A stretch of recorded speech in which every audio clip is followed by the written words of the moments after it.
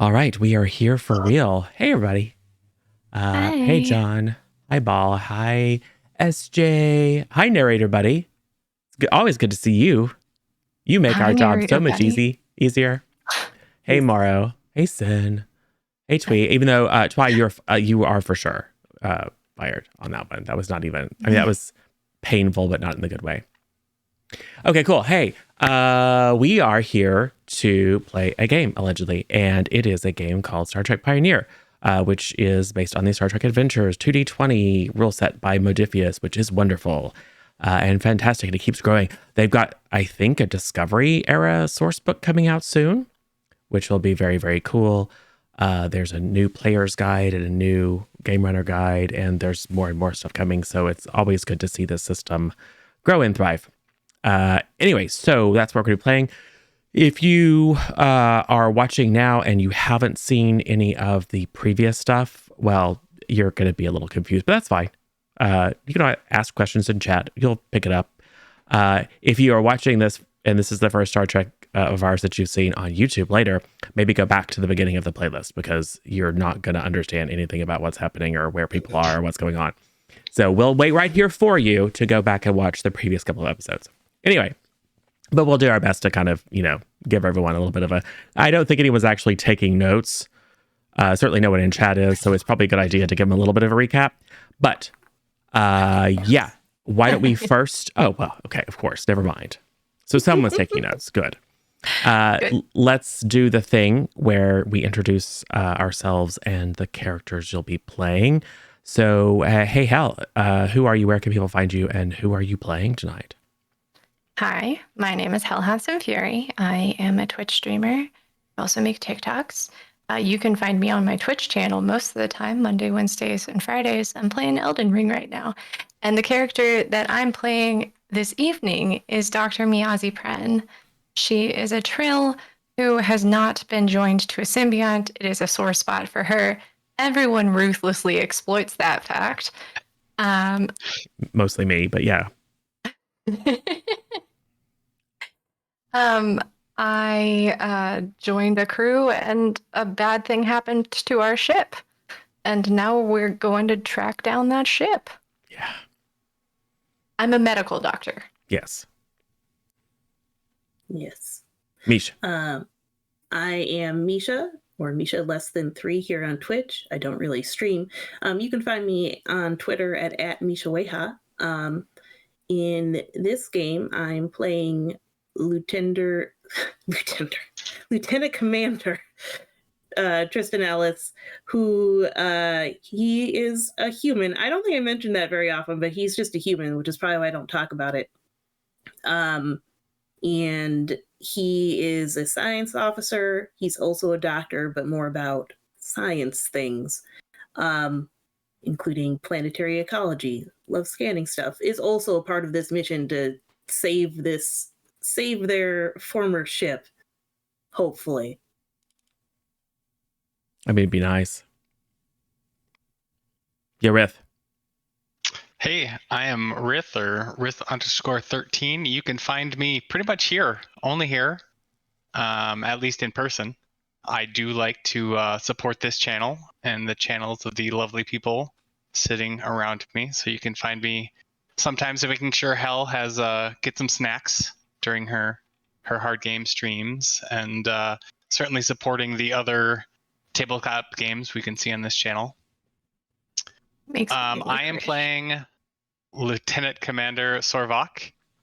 He is a Vulcan, but upon a little reflection, not like the best Vulcan, because he married a Bajoran. He's not great at hiding his emotions, so he's like he's kind of following the Spock method, but he's, full Vulcan. He doesn't have that half human to blame it all on. Anyhow, he is joining the crew this season. If you missed why and when, go watch the last episode. But he's out to try and help everybody get the ship back, and more importantly, find out what the heck happened to his wife. Yeah. Who is lost with the Pioneer. who performed wonderfully and acted with great bravery.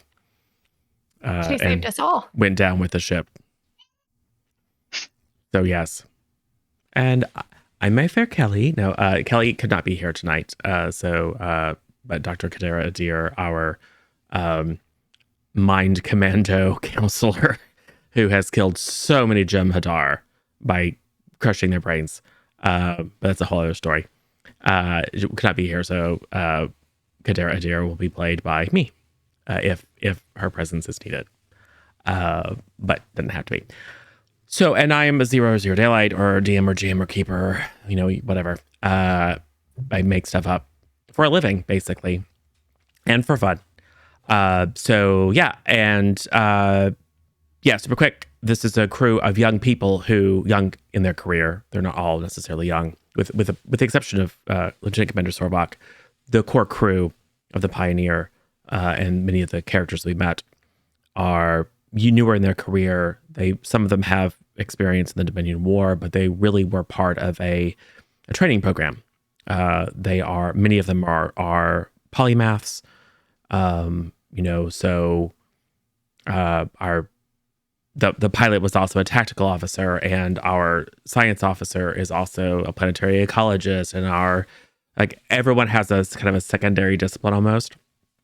And they had some really cool stuff, adventures, and they found some really, really important earth-shattering / galaxy-shattering things in their first big mission. And then at the beginning, as they were just beginning to explore the implications of what happened in their first mission, Romulans attacked. And the Pioneer was sucked into a spatial vortex along with 3 Romulan cruisers. And then we jumped a little bit in time, and it became clear that Starfleet Command was very interested in doing everything they could to recover the Pioneer, partly because Admiral April A. Bear, who is in charge of the Narendra fleet, wants her people and her ship back, but also partly because Starfleet definitely wants all of the data about the Pioneer's missions and a certain artifact that is in one of its science labs right now, not to fall in the hands of, anybody, frankly, but certainly not the Romulans. So, there's a lot of stuff. And you have been stationed aboard the USS Capitoline, which is a Vesta class, the kind of thing that you might have heard rumors about, but you had not seen one until you saw the Capitoline floating outside of Narendra Station. It is quite beautiful. It is quite large. It is a science ship that someone decided to, put regenerative multiphasic shielding on and a blade of armor and like a forward-facing phaser cannon. And it's like someone decided to take the best of science and tactics and just cram it all together into one space frame, which is weird. It also means that it has very, very powerful and complex power generation distribution systems, which is maybe not awesome. But it also has a prototype quantum slipstream drive that is an adaptation of technology that Voyager brought back from its sojourn in the Delta Quadrant. And it is because this is one of only 3 or 4 ships that folks know about who currently have either the Mark 1 or Mark 2 prototype QSD. This is the way it was completing its shakedown trip from the Utopia Planitia shipyards and was diverted here. And you have been assigned effectively as the beta shift bridge crew. Because the Capitoline, it came with a chief science officer, it came with a chief tactical officer. But you all have your shifts. You all had a wonderful time meeting all of your crewmates. Dr. Pren was never made uncomfortable. Absolutely not. I'm never awkward. It's not a thing. Yes, and Father Marak Shakora, the Cation, he's a Vrau priest. He is a Bajoran Rylar. He has some sort of certification or has attained some sort of level in, I think it was the 13, 14, 17 religions, and has studied a bunch more. He is a ship's chaplain, and he has a very different kind of outlook on things like propriety than specifically Dr. Pren, but most other people. So you had some fun conversations and engaged in a very detailed taste testing of natural, real chocolate and replicated chocolate. I would like to state for the record that I was correct. I'd like to say for the record that they were packaged the same, and even he didn't know which ones were accurate, which guesses were accurate. So, because it didn't matter. And yet they still tasted different. Yeah, they did. But who knows? Still tell. But who knows? So yes, that was a significant portion of the previous episode was blindfolded chocolate taste testing. And conversations about the value of not wearing pants.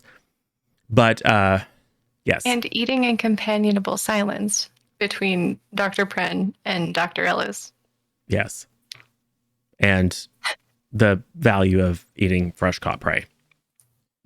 But anyway. So yeah, there was some stuff that happened. And yes, I think we'll just pick up there. What you, just by way of reminder, you've all been given command codes. And you have access to most things. There is, however, a contingent of Starfleet Marines. And as you have now learned, Starfighter Corps members. And it looks like there are certain areas, like there's an area of the armory.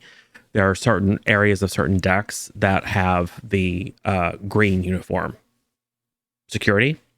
And even just like regular Starfleet crew isn't going there. So you can tell that there are probably some areas that are off limits, but you have a lot of freedom. You really have just been shown around. You haven't had a chance to like try to figure things out, ask about any details of the mission. Captain Ryan, who will keep telling you, just call me Mac. Captain Ryan has apparently kind of said, "Oh, well, yeah, we'll give you some jobs that are appropriate for your station, but we're not gonna bother you." Like, they seem mostly interested in getting you settled and have not yet hit you with anything heavy. Maybe they're waiting for you to ask. Maybe they're holding things back. Who knows? But as far as I know, other than one computer inquiry by Lieutenant Commander Sorvak, no one has really attempted to understand the nature and parameters of your mission. But yes, you've had a lovely morning and afternoon with Father Shakora. What do you do?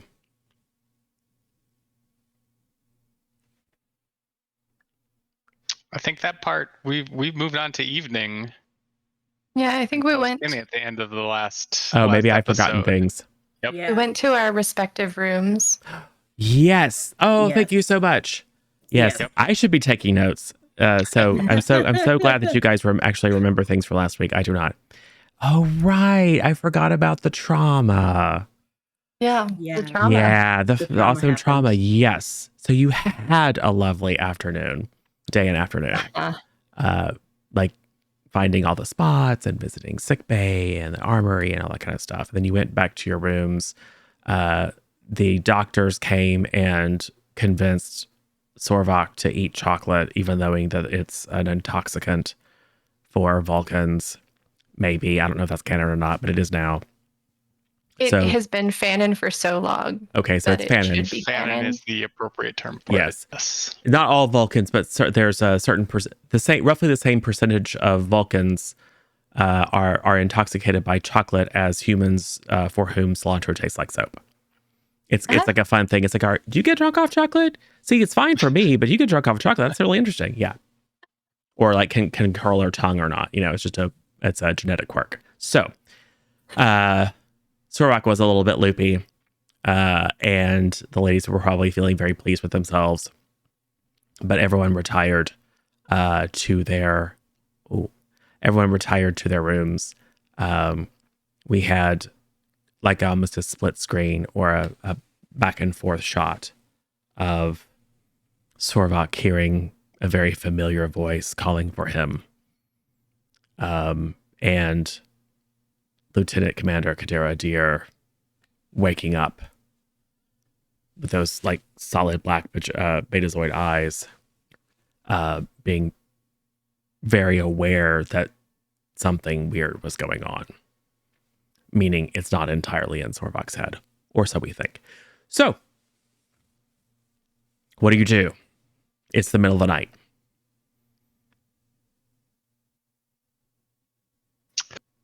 Well, since Sorvok is wide awake from that lovely, sobering experience, he is going to get some help to see if the ship's sensors detected anything that just happened. So he is going to wake up Commander Ellis.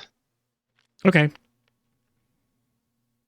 Like, hastily don hallway appropriate clothing and just go into his room. Yeah. Ellis is asleep.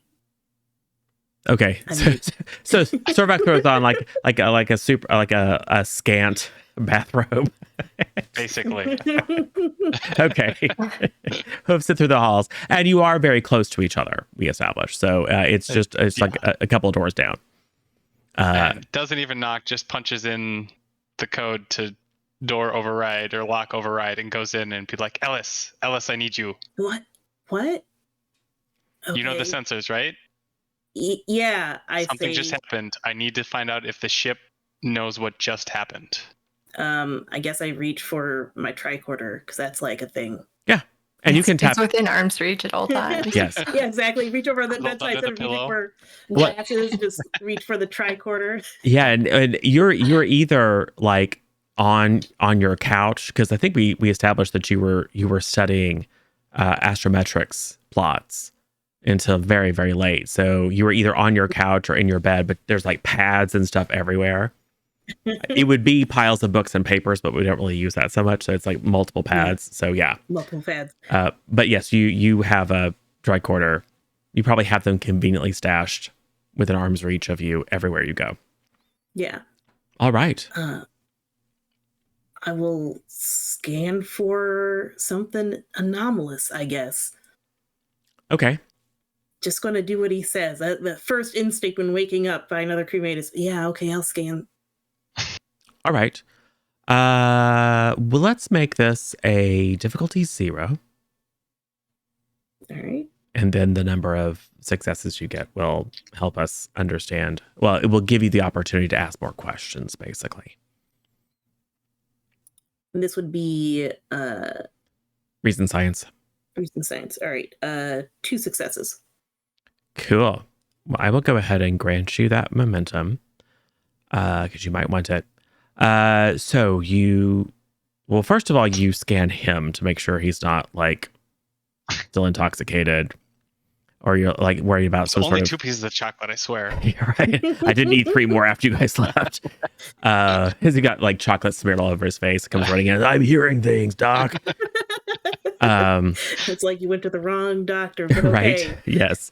But no. So you scan, and although you're not a medical doctor, but you're competent. You aren't detecting anything grossly abnormal. Do you have xenobiology in your focus list? Okay. Yeah, I do. Then you can definitely tell that his I forget what it's called, but there's a part of the Vulcan brain that is absent in humans, and there's an analogous part in like betazoid brains and Hylian brains, and it's where it's an element of the cortex that is often associated with psionic abilities or sensitivity, and you are detecting higher than normal activity in that part of Sorvok's brain, but you are not detecting any anomalous radiation.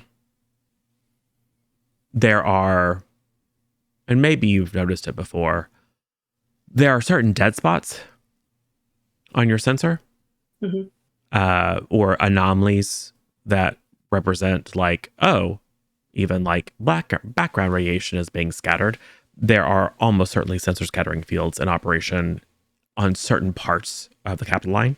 Yeah. So you can't really tell what's behind those bulkheads, but you can tell the scattering field is there. Yeah. But other than that, and that seems normal, the only thing that you detect on kind of just the basic scan is that there is some slightly higher than average activity in his special brain part. Right. Special brain part. I can't remember. It's something cortex, but I can't remember what the name is. I mean, I've got mentions of the metathalamus, but that's more emotional control. Yeah, It looks like their midbrain is quite a bit larger than other species. Yes. Any rate, I'll tell Sorvag, I don't see anything wrong with the ship, and I'll hit the badge thing and call Dr. Pren first, because brain thing seems like a doctor problem. Yes. Paracortex. It's the paracortex. Oh, no. At least in betazoids, it is called the paracortex. And I'm going to say that Vulcans have a similar, maybe not the name the same, but it's a similar structure. Anyway, so yes. Hell was Miyazi Pren was momentarily haunted for a second. I went to go press the unmute button. I was typing something. Anyway, yeah, sure. I was soundly asleep. Miyazi is not one of those people who is easily awoken. And so when she gets the comm badge, she reaches over and she like hits it. Like, be quiet. I just snoozed your comm badge. It's not working. It's for sure not how it works. Ellis, you want to say something to me? Oh, yes. Dr. Pren, can you come to my quarters immediately? Sorvox here. Something's up. I need... You hear like a loud thunk as Miyazi like falls out of bed instead of getting out of bed. She similarly grabs the tricorder that was like, right next to her bedside on the floor. Kicked under a couch. She does not have the forethought to put on like anything nice. So she's just out here in her Starfleet issue 90. Yes, good. I think Alice would also contact Adir because this is something also psychic. So that'd be the next call. But I presume that perhaps he does not reach Adir. Yes, Dr. Adir is on Do Not Disturb, which is Dr. Adir's habit. Dr. Adir is somewhat private, and is known to practice restorative meditation techniques and to need to get away from the constant press of other people's thoughts and emotions. So it probably doesn't strike you in this moment as odd that in the middle of the night, Dr. Adir has it set that, like, don't bug me unless the ship's on fire. Mm-hmm. So Miyazi stumbles down the hallway with her doctor's bag and a tricorder and nothing else. And comes into Ellis's quarters. Except you have a like a nightgown. Okay, yeah. Not a robe. You're not pulling you're not pulling a Ravask and just walking around naked all the time, right? She's not naked, but she's not necessarily presentable either. She also like sleeps with a face mask, and that is like just currently like pulled up just a little bit, but it's like slipping down.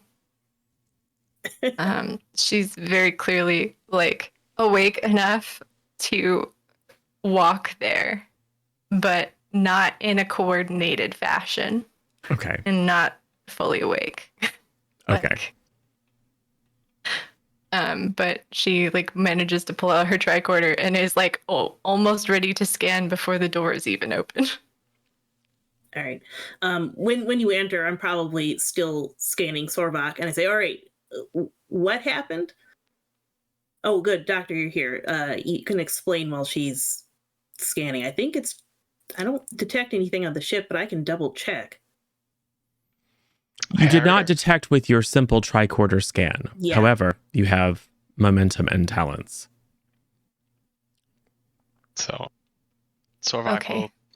he's just been kind of muttering to himself, not so much pacing, but is just trying to keep himself stationary. And he's like, I heard her. I heard Falah. I don't know how, but I heard her. Oh, to be clear, you still do. Okay. Oh, great. I hear her. I'm Like she is closer than you. I hear her. You said Yes. his brain, Ellis? Yeah. Okay. So I'm like moving the wand like around his head like this, Yes. looking in his midbrain because that's where his paracortex is. Sure. I want to scan him. Yes, you should. He's trying to stand still, but it's What not do I always scan him with? So that is going to be a reason medicine. Okay. So that's 15 to beat it. And it's a 1 and a 3. And do you have a focus that applies, do you think? I mean, xenobiology, maybe? Yeah, sure. Focuses are pretty intentionally broad because it's there to, help you be really awesome. So cool. So that's 4. Yeah, that's 4. I didn't set the difficulty, but I was going to make it another difficulty 0. So yeah, you guys maxed out on momentum. You should probably start using that to ask questions. Okay. You can confirm that Dr. Ellis's readings. And because you're using a medical tricorder and you just have a greater aptitude for medical diagnosis, although telepathy is not something that you've studied in great detail, you can rule out some of the more well-known toxins and microbes and things that can replicate, that can cause those telepathic senses to go haywire. Okay. And you're not detecting any kind of congenital defect or gross damage to any part of the brain. So it's really more you're triaging and ruling out like some of the worst possible things to make sure that he's not, infected with something or having a stroke or whatever. And you can very quickly say that other than the fact that his electrolytes are a little bit out of balance, his response time is maybe a little bit slower than it should be because he's got a chocolate hangover. Other than that, and elevated levels of neurotransmitters in his paracortex, he seems to be in like very, very fit, very, very fine shape. I'm not detecting anything out of the ordinary. He seems like he's fine, I say to Ellis. I should advance the slide so you can see how many. Now, you have tons and tons of momentum with which to ask questions. And I think at least one of you has a talent that if you spend a momentum to ask a question, you can get 2 questions. And that only applies the first time you do it. But yeah, it gets you have lots of questions you can ask about what's going on. Or you can just decide that it's a hallucination and go back to bed. I would like to ask questions. Actually, I think what I also want to do is like try to go to like the ship's scanners and get more information from those to see if there's something wider, because the tricorder is going to be more localized. Yeah, and it's immaterial to just like use your tricorder to connect in with the ship's internal and external sensors, and if you want to like either call to Delta Shift and get the science officer on duty to run a high resolution scan or whatever, I think that would be a separate role. Or if you want to go up there and do it yourself. But if you're using the ship's active and passive internal external sensors to gain additional information, that's something you can just do. Okay. So I guess I'll spend a momentum to ask a couple questions then. Yes. Sounds good. Because this seems to be an ongoing event. Is there something, like, I don't know exactly what to ask, but I would think there, like, maybe there, if he's hearing her and she's on the ship, maybe there's some sort of interference from whatever plane it came from or something like that, or a field. Yeah. Is there like a detectable source? Okay, that's a lot of different questions. Yeah. So what's your first question?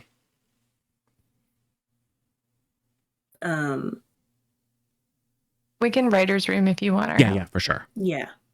Yes, please help. I would ask, maybe is there anything that you can detect on the wavelengths that normally are used by psychic beings? Yeah, that seems reasonable. Okay. No. Okay. And then question 2. Well, now I still don't know. Maybe I want to see if there's something like related to because there was a weird energy plane when we got trapped over, right? Yes. Yeah. So is there something similar to that going on? There was a when the Romulan starship when Lieutenant Raoul, Sorvok's wife, did a really awesome like half-second warp bubble because the nacelle was very badly damaged and you're gonna have a hard time going to warp, but decided to do like a really quick warp jump to avoid being blasted into smithereens by a Romulan plasma torpedo. Something about that in interaction with the event horizon of a giant wormhole and the expenditure of a major bane caused basically a Verteron field, or a very fine plane of 6-dimensional Verteron matrix to intersect with 3-dimensional space, kind of through the hull of the ship. So you can scan. So are you asking, is there a Verteron field present? Or you want to go a little bit broader than that? Probably a little broader than that. Like, are there any... I mean, I guess Verteron feels the same as like Verteron particles. Any of that around? We'll say that you're scanning for any... you don't detect the presence of a wormhole, and this is just like asking the ship, the computer, has there been any variation or any detection of these very unusual exotic particles? And the answer is no.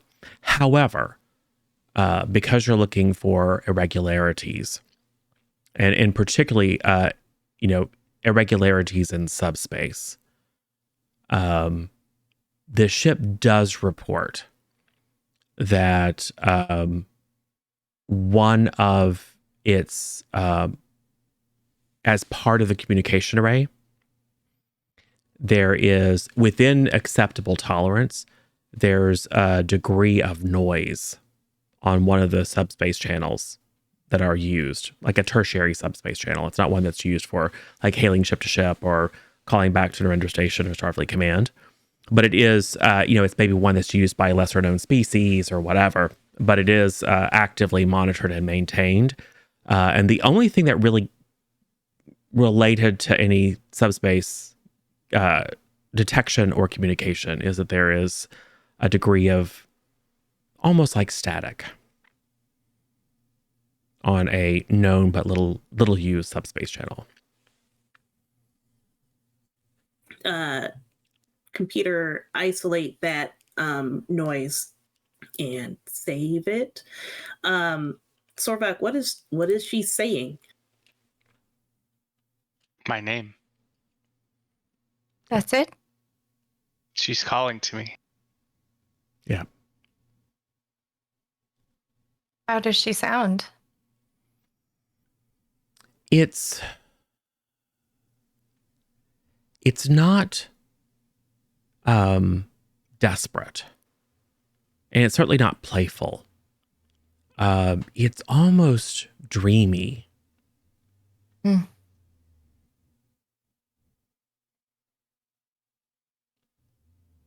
Good luck translating that through the Vulcan. Well, I mean, but you probably, She's calm but distant. yes. Ah. And you have been present when like she has, she occasionally talks in her sleep. It's clear, but it has a little bit of like, there's Fuzz around it. there's a lack of you know deep within you that it's her. Like in a way that hearing a recording of her voice would not feel like her. This is definitely her, but it's more like she's just calling out your name. Not that she's speaking to you, if that makes sense. It's almost like, or maybe she's unaware of your presence or your connection. There's a reaching to it. So she's calling out. She's calling out, but not like she's not- like speaking to you. Great. Okay. It's as if I'm in a dream. We're both in a dream, but I'm not dreaming. Yes. And let's not forget, underneath, behind her voice, and in all the gaps between her calling out, you hear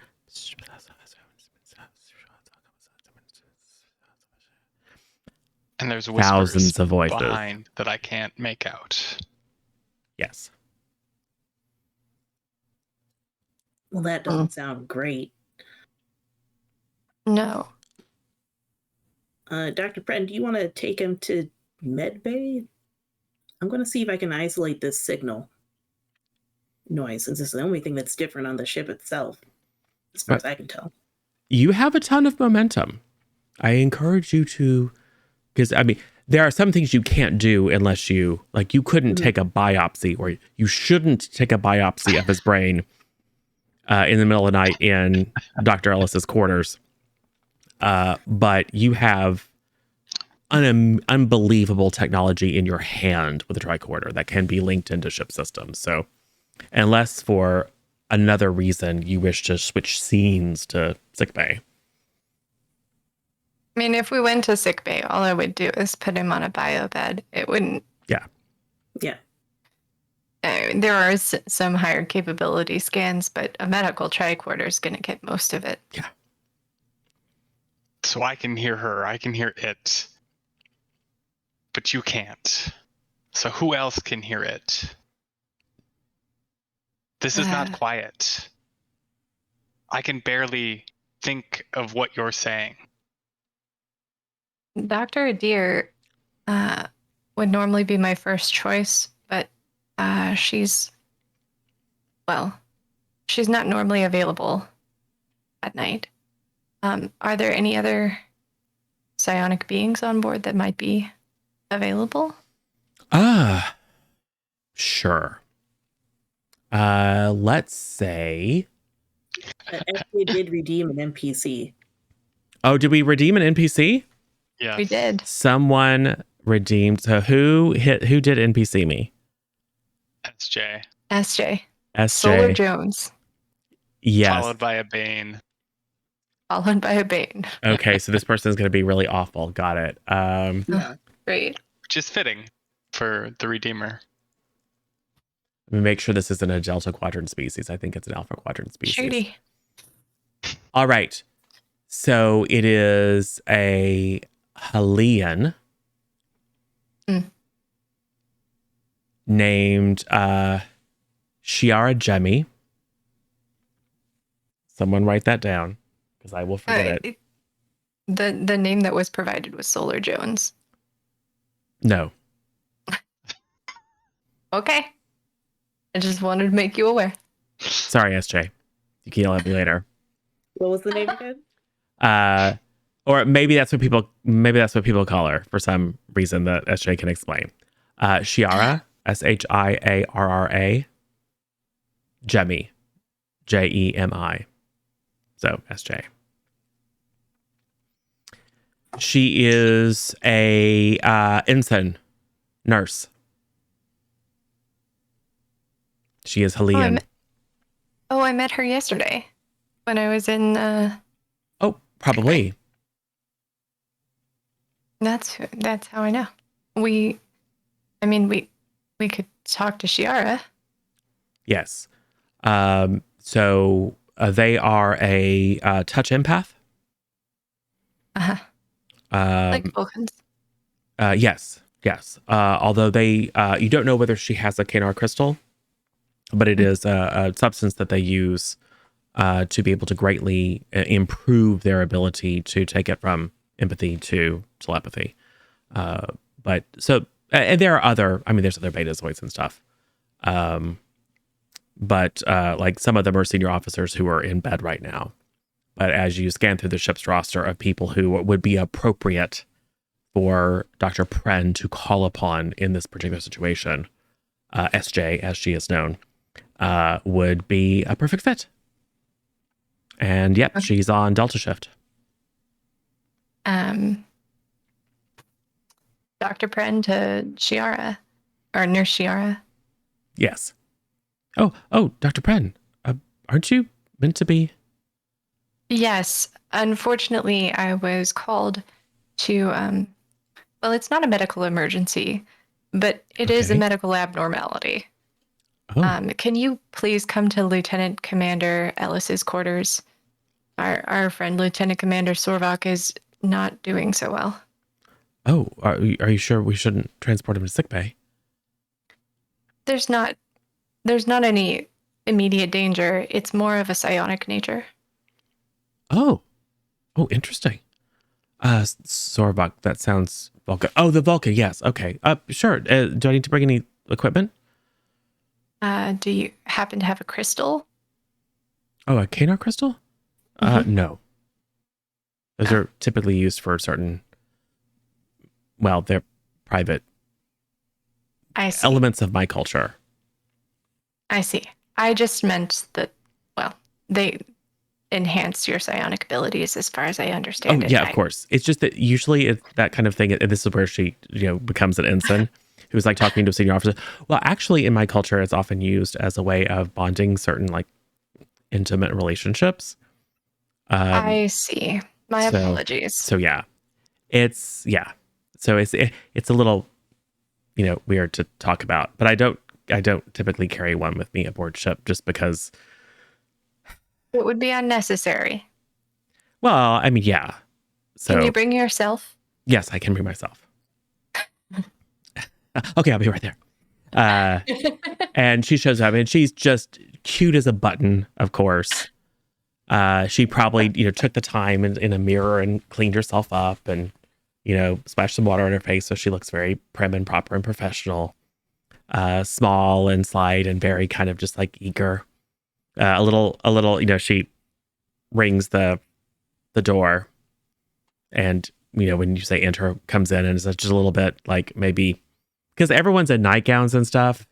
This is very not what she's expecting. Yep. Doctor, reporting is ordered. Yes. Nurse, Lieutenant Commander Sorvak is experiencing a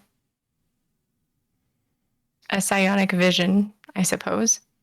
Oh. Of his wife. Have you mind melded with your wife previously, or otherwise shared your katra? Yes. Oh, you have? Not recently, but yes. Well, that explains things, because it's not unheard of for, it's not common, but it's not unheard of for the telepathic bond between individuals. But there's more than just her voice. Oh. You don't hear it? No. You hear nothing? No. Well, that's useful information as well. Our people have similar... we're nowhere near as disciplined as Vulcans. I studied some Vulcan meditation techniques as I was coming into my own, kind of as my telepathic senses kind of became awakened, and they were very, very useful, but they are similar in scope. It is typically touch, empathy. But if there's anything I can do that can help. What I'm saying is I can't just hear what you're thinking from a distance. Oh, yeah. Yes, of course. That's actually what makes you an ideal candidate to ask about this. Okay. You're sharing the same space, but you're not experiencing the same phenomenon. Yes. And you have a similar level of ability. Okay. Yes, Doctor. Thank you for the controlled experiment analogy. Salty Vulcan. Wow. I can give you a sedative if it would help you to Shut your lip. maintain your emotional regulation. Oh, I'm them sorry, fighting Doctor. words. Sarvak was, getting agitated and with his little, or with Dr. Pren's counter prod, he realizes, yes, he was being unreasonable. Okay. So, what would you like me to do?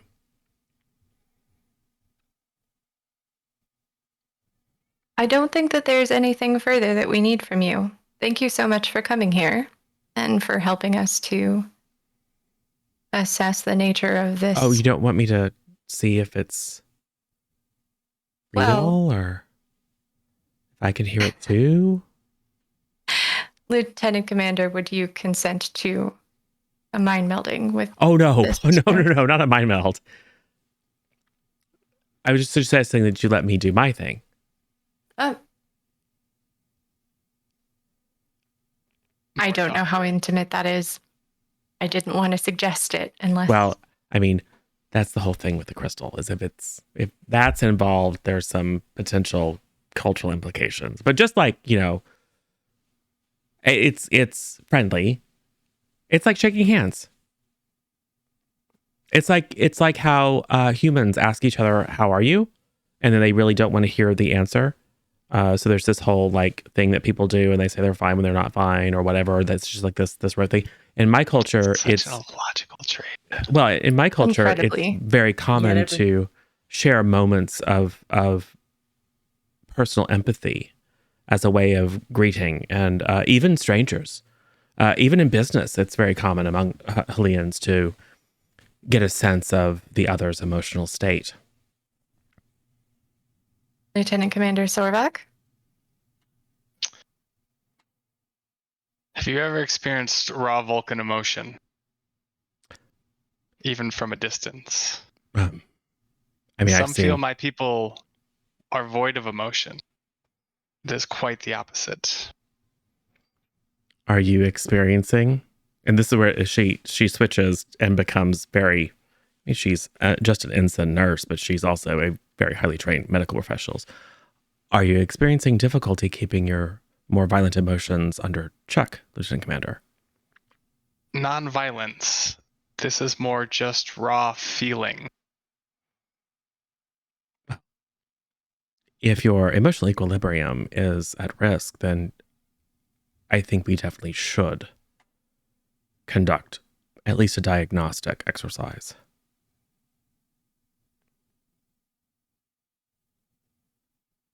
Doctor? I also recommend it. All right. I can also recommend that there are some drugs that also help soothe the strong emotion. It's true. But let's see if we can find out what's going on with you, Lieutenant Commander, before we go to pharmaceutical intervention. Nothing strange. I just need to hold your hand. That's okay. I mean, I can touch your face if it would make you feel better, but that's just like cultural appropriation. It would make me feel weird. He will extend his hand like a handshake. Okay. You feel it takes a second Like at first you're just like, okay, this young ensign is holding my hand. This is weird. But then you do feel something that is vaguely akin to the kind of you and the person you're connected to are together outside of your bodies. But there's no visual or auditory element to it. When you're mind melding, it's almost like you're in a shared mental state and can interact with each other and speak with each other. This is much, much more vague, but there is a great sense of closeness, and it does give you the ability to read her emotional state. She is anxious. She is curious. She is concerned. But she is also, although her mind is nowhere near as rigorously trained as yours, she is applying willpower to convey to you a sense of calm, a sense of trustworthiness. Like she's not attempting to hide some of the layers of her emotions, like a little bit of insecurity. That's part of the process, as being very transparent. Do you resist in any way? No. Is there anything you're trying to hold back? So what he would do is he would try and share as best he could exactly what he's experiencing. Okay. And that comes with, there's the telepathic connection, but with it, it's invoking his emotional state, which he's trying to subdue a bit, but he's more focused on sharing the full experience, even if it's kind of leans away from that willpower to withhold the emotional state. So the camera is doing a back and forth over the shoulder shot of those two as this is happening. And then we take a step back and see the scene from Dr. Prennan, Dr. Ellis's perspective. She's got her hand around his, and she's kind of lowered her head a little bit and closed her eyes, and she smiles a little bit and she nods a little bit. Like it's almost like she's indicating she can feel him leaning into the connection. And so she nods. And then a slight crease on her forehead. I think I can hear someone. And then her eyes open and she starts streaming tears. She doesn't let go. She just looks at Sorvok like, I'm so sorry. And then she looks at you and remembers where she is and kind of concentrates again. Yes, I can hear her. No. Them. There's so many. Oh, no. And then no. What? Tricorder. Yep. She pulls out and immediately just does a deep scan. Hold out your arms, please. And she does a deep scan all over his body. Double checks. Deeper scan.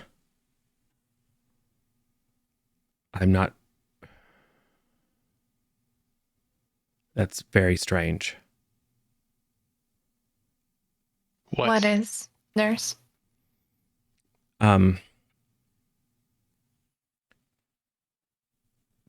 of my early training, and I think one of the reasons that I was originally slated for assignment to Durender Fleet, was to understand Borg assimilation with the goal of either preventative measures or potentially reversing, especially with the data that was brought back with Voyager. We now have multiple instances of successful elimination or reversal. I have had a chance to study more and less successful attempts at undoing assimilation, and have had a chance to study in depth files and data about those who have successfully been restored to us. You do not have a cranial transceiver. I am detecting no nanites or Borg implants in your system. But that voice, that's the Borg Collective.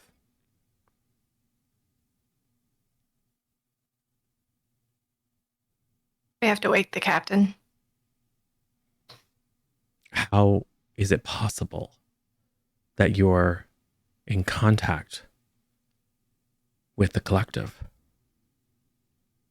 I think the collective is only in contact with me. Have you tried to call back to her? It doesn't work that way. Not for the uninitiated Vulcans.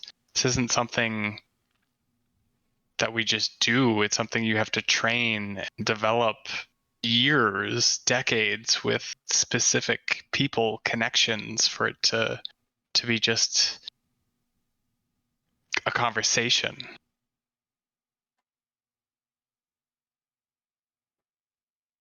But that's I don't just understand. For Vulcans. How is it that she can call to you then? You're the doctor, you tell me.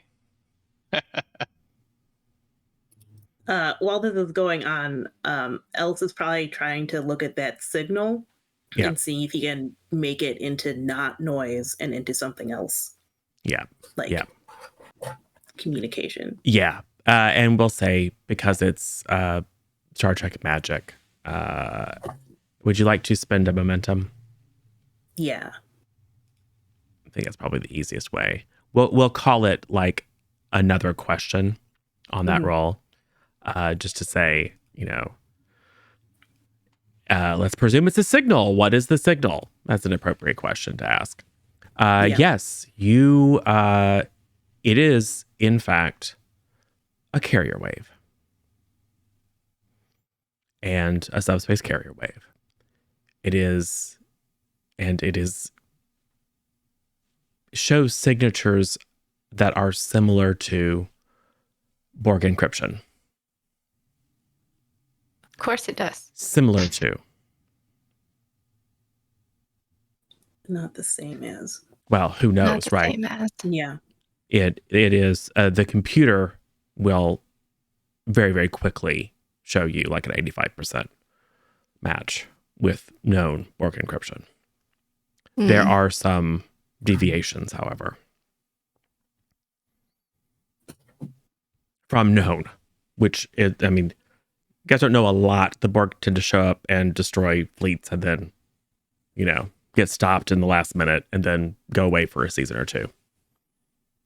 Well, they also tend to assimilate people all the time and change their technology all the time. True.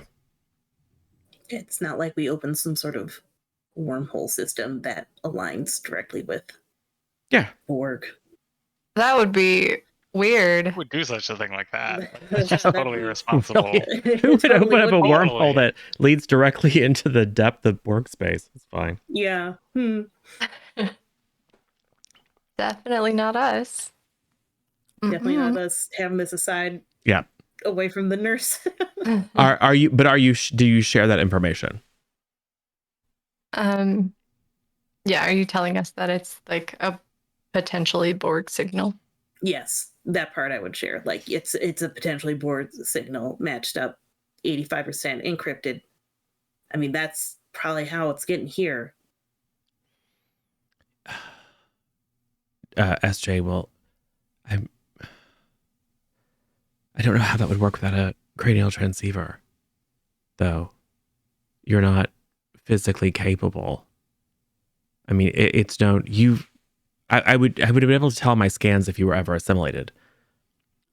When drones are liberated, many of them, it's not about eliminating all of like every single trace of Borg technology. There are certain elements of it that are irreversible. And it's known that certain, like some very famous former drones, like Captain Jean-Luc Picard, 709, still have the ability to sense or receive the collective's communications.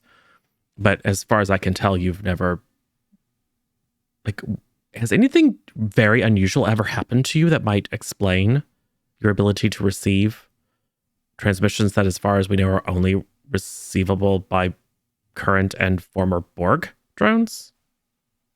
Nothing Borg related. It's an incredibly detailed question. Well, she's a little out of her depth.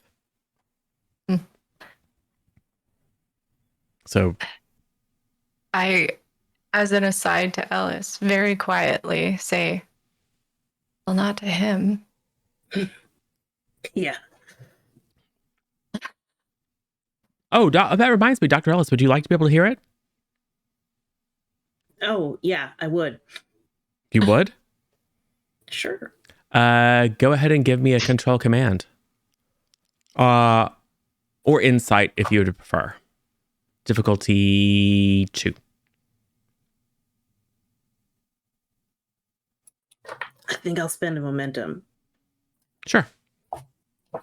Complication range 17, 18, 19.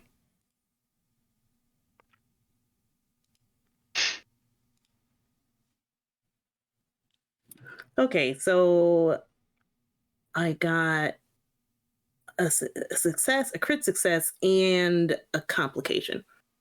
Oh, perfect. Well, you got that. So, yeah.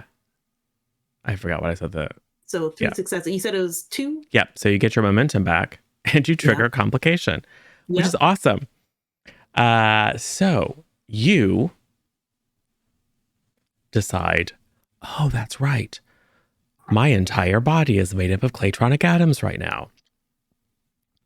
I bet I wonder if I could find a way that I could hear it too. And you're thinking like, oh, how cool would it be to like have a paracortex, and that would be nice. I mean, imagine all the anthropology you could do if you had that extra sense or whatever. But you were just having conversations about cranial transceivers. And all of your crew has been trained up on Borg technology for the same reason, because there was a concern about a Borg presence in the Shackleton Expanse. So what's really in your head is, and on your tricorder, specifications for a Borg cranial transceiver. Great concern. And yeah, so you now have a Borg cranial transceiver.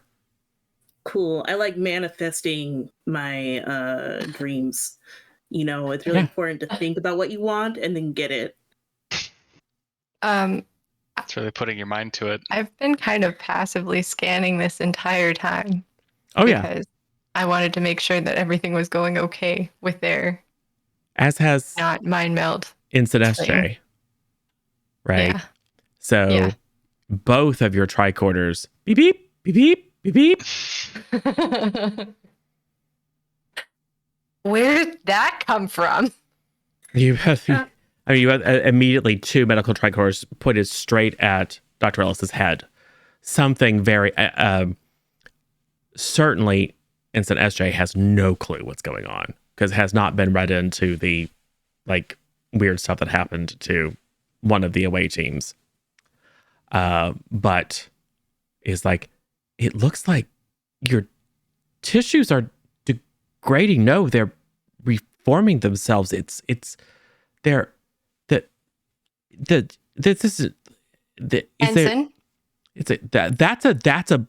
transceiver. It is. Security. It is. Security alert. Immediately. We will tell. Oh, no. She's trained. Just as soon as she sees that's a transceiver, she knows what to do. Security alert. Security team to Lieutenant Commander Ellis says, I'm going to have to ask you all to stay here. And she backs up to the door. She's not wearing a sidearm, but I'm not sure what's happening here. I don't know that any of us do, but it is something that we need security. We just need security right now. We do. We do need security, but this is a direct order. You will not talk to anyone about what happened here except the captain. A direct order. You can tell them that there is a Borg transceiver, but not how it arrived. I don't know how it arrived. And you will not explain anything that you saw in your readings. Do I make myself clear? Yes, sir. At this point, Sorvok will go to the comms panel and communicate to security to station outside the corridor. The room is secure. He is acting in the room as security, and it is there's no immediate danger, but we need the hallway secure. Okay. And a couple of red shirts will, yes, sir. Yeah, and he'll, whatever he's focused in Starfleet protocol, so he knows exactly what to call in to just assume that the order of that security alert. Yes. Ellis, I recommend that we alert the captain. Yeah, that'd probably be good. Am I listening to it right now? Is it just going? Are you connected? Oh, I was going to get there in a second. Okay, yeah. I'm going to say Ellis is a little bit zoned out at the moment. Just like, Okay, then stop that. I'm trying to listen. Then I turn to Lieutenant Commander Sorvok. That makes you in command.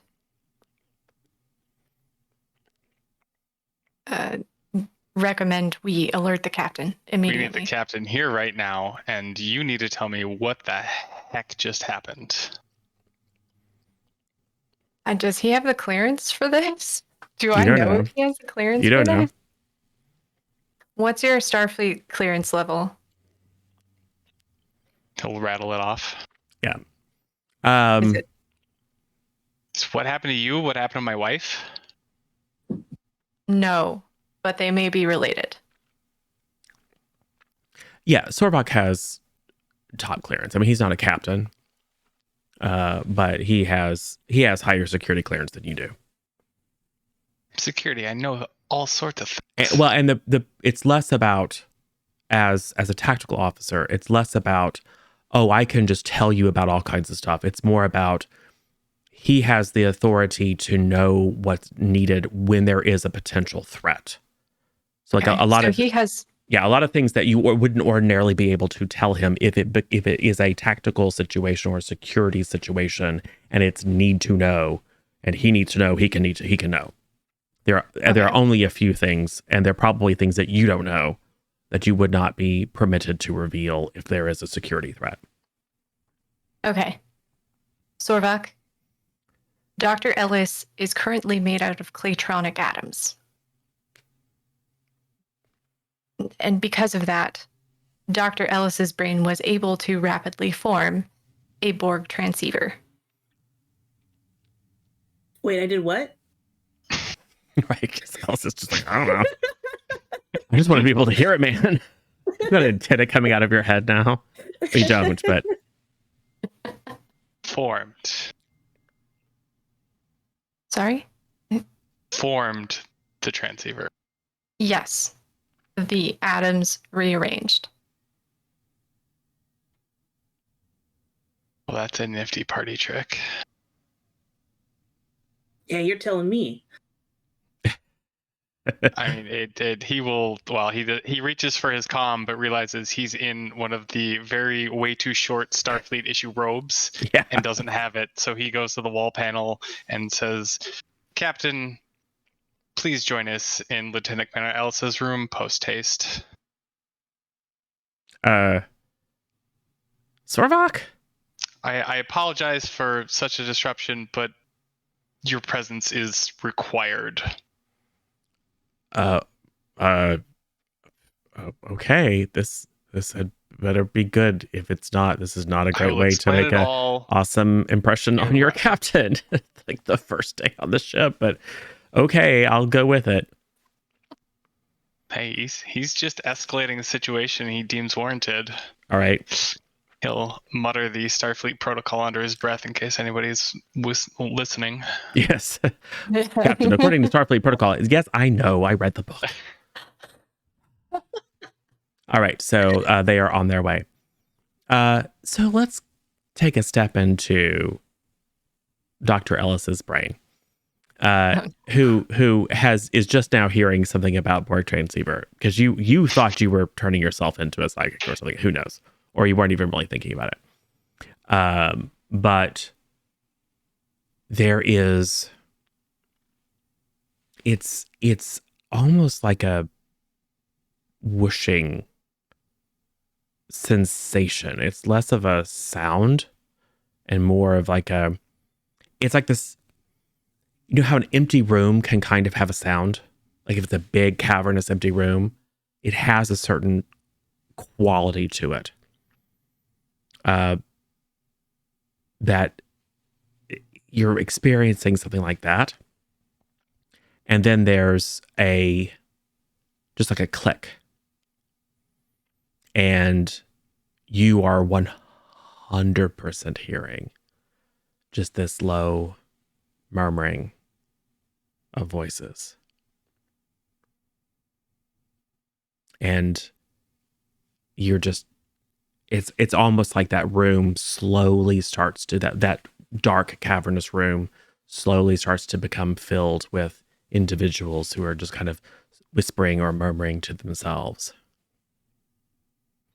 And then, almost as if like directly over your left shoulder, you hear well, who's this? I turn to look physically. Yes. There's no one there. Of course. Yeah, of course. Do I, as a doctor, know anything about like dampening fields that can cut off Borg transponders? You could go and see if you can look up. I think it's probably, it's a we would need to consult and construct as opposed to, yeah. I'm going to do that so that I can answer the captain's first question. Okay, go ahead and give me a reason science roll, difficulty 2. Okay, reason science. As you're doing that. Okay. I'm going to go ahead and spend a momentum. Okay. Don't be shy. I won't bite. That's 2 successes. Okay. Do I have anything that would help with reason science? This is probably more of an engineering question than anything else. Okay. But yeah. But you're an apt researcher, so I figured it'd work. Yes, there. I think that the easiest thing to do would be, and it's likely to work with a Borg. A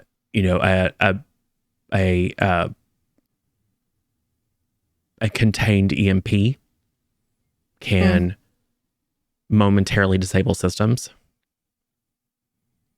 And certainly there are fields that can block subspace communication, like subspace scattering fields, which, there are some here, but very few people have had a chance to do like A/B testing of how effective different technologies are at blocking Borg transmissions, because people don't tend to hold on to drones. They either try to fix them or blast them out into space, or they get assimilated.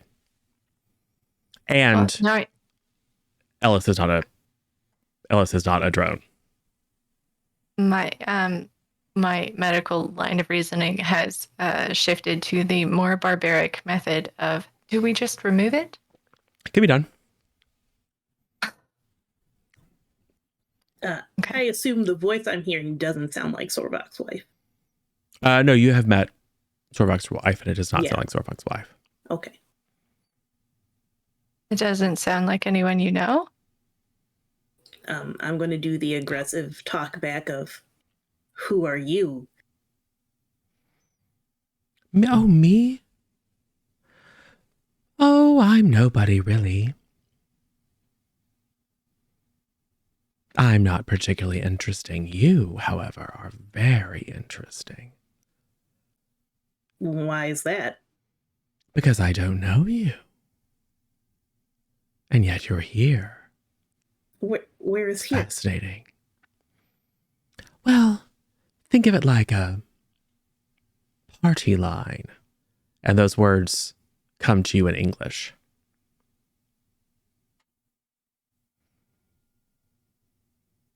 Or chat line, a chat board. Yes. Have you heard of Twitter? Group text? It's like it's like a group text. It's like a WhatsApp group. Oh, I'm sorry. I need to move my references further. Yes. And you can tell the language is very like shifting from being just like impressions that you can somehow understand and that your brain is translating into language. It's very quickly like word after word, particularly when it comes to references. And very quickly, this voice is just speaking to you in English. Where are you? You're so far away. That's fascinating too. And you're human? Or are you? Ellis is thinking that he has made a horrible mistake. But we'll see if that goes through or not. Right. Are you human or are you something else that thinks it's human? Oh, this is intriguing. We must meet. If it's all the same to you, do you know where, I'm going to give Sorvak's wife's name, who I definitely remember. No, never heard of her. Why? She like you? No. Oh, well. But I thought she'd be on this communication channel. You hear that voice steps back. Ah. Oh. Well, mystery after mystery. Yes. Well. How about I go investigate that? I'll reach out when I hear anything. Okay. Always thanks. happy to be of service to new friends. You got a name? You can call me Mother. So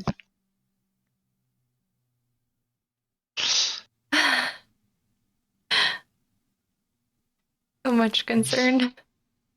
Alice called the psychic hotline. And just to show that I'm a friend, you would be right to be. I don't have complete access to your thoughts and emotions, but it would be reasonable for you to be somewhat concerned. Let me show you a sign of good faith. The signal you're referring to has a rather significant chronoton displacement. That's fascinating, isn't it?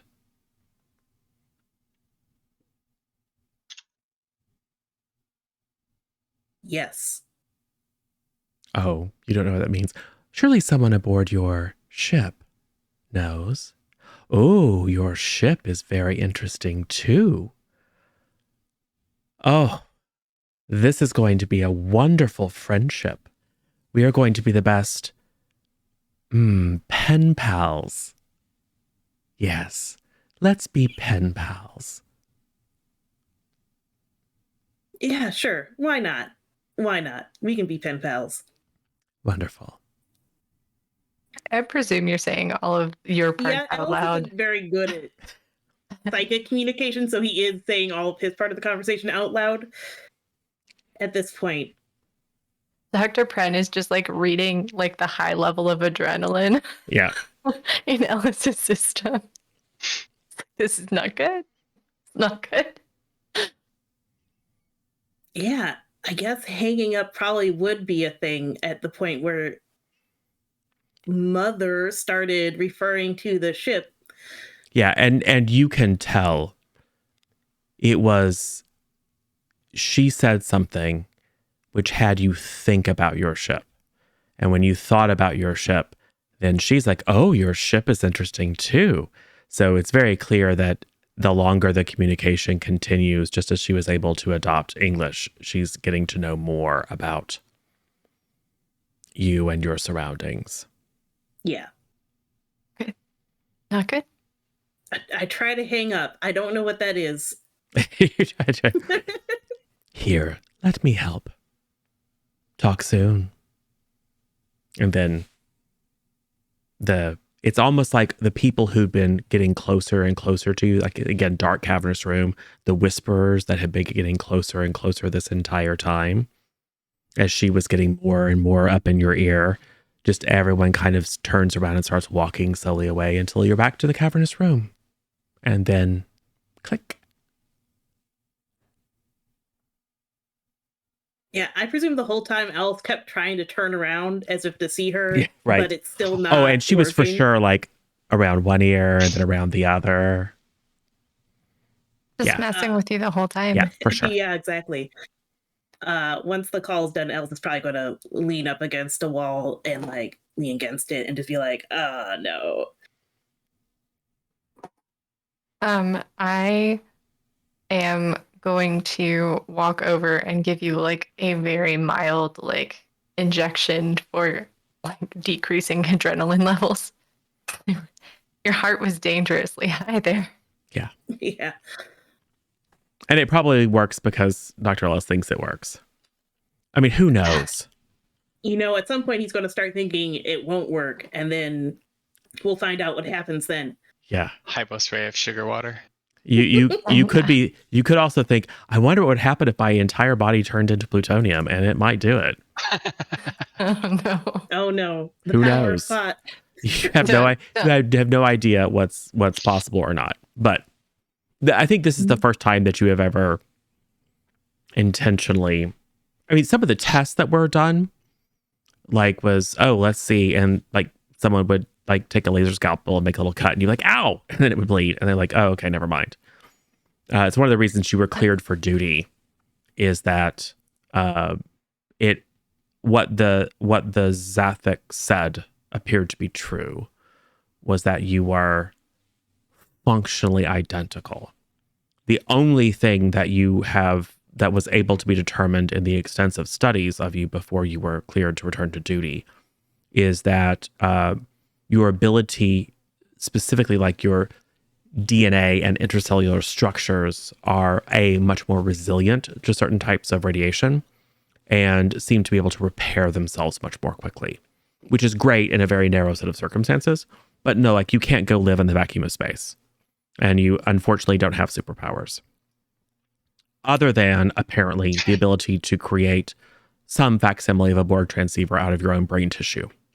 Okay, but that does sound kind of like a superpower. That's a superpower. Totally. Sure, why not? Dr. Ellis, what were you thinking when this was created? Well, okay, so I was thinking I just wanted to listen on to the noise signal and see if I could filter it. And we had just been talking about Borg transceivers right before then. And I was thinking about how that would be a way to connect. And I see now that might not have been the thing to be thinking about. But in my defense, I didn't know that I could do that. So none of us did. This is a medical directive. Try to unform it. Think about it becoming part of your brain again. Well, so to give you a little bit, because you all mentioned there's tricorders everywhere. Sorvak is probably scanning, and Sorvak isn't even a scientist. Because that's just like the first time it's like anyone reports anything weird, tricorders come out. So we gotta have one for recording. Yes, right. You have a 2 tricorder system. Right? Yeah. Yeah, it makes perfect sense. So no, you your tricorders detected, went off an alarm because it gave the appearance of being Borg technology, or was close enough to trip some inbuilt security. As you got deeper scans, though, it wasn't identical. It wasn't like an actual, because Borg cranial transceivers are big and involve, like, they have to remove and replace pieces of the brain with cybernetics to get one in. They can be physically removed, but that has a 99.9% chance of resulting in the death of the subject. This was not the gross physical manifestation functioned very similarly, but it was nowhere near as large or as complex. And just in the conversation, in the, 15, 20 seconds of conversation or connection that Ellis had, it refined itself. Like, it started out as, it was larger, it was more complex, the physical structure itself, but eventually, like, multiple pieces of it were resorbed and turned back into normal brain tissue. So it's now a little tiny spot, like maybe dime-sized, in the brain.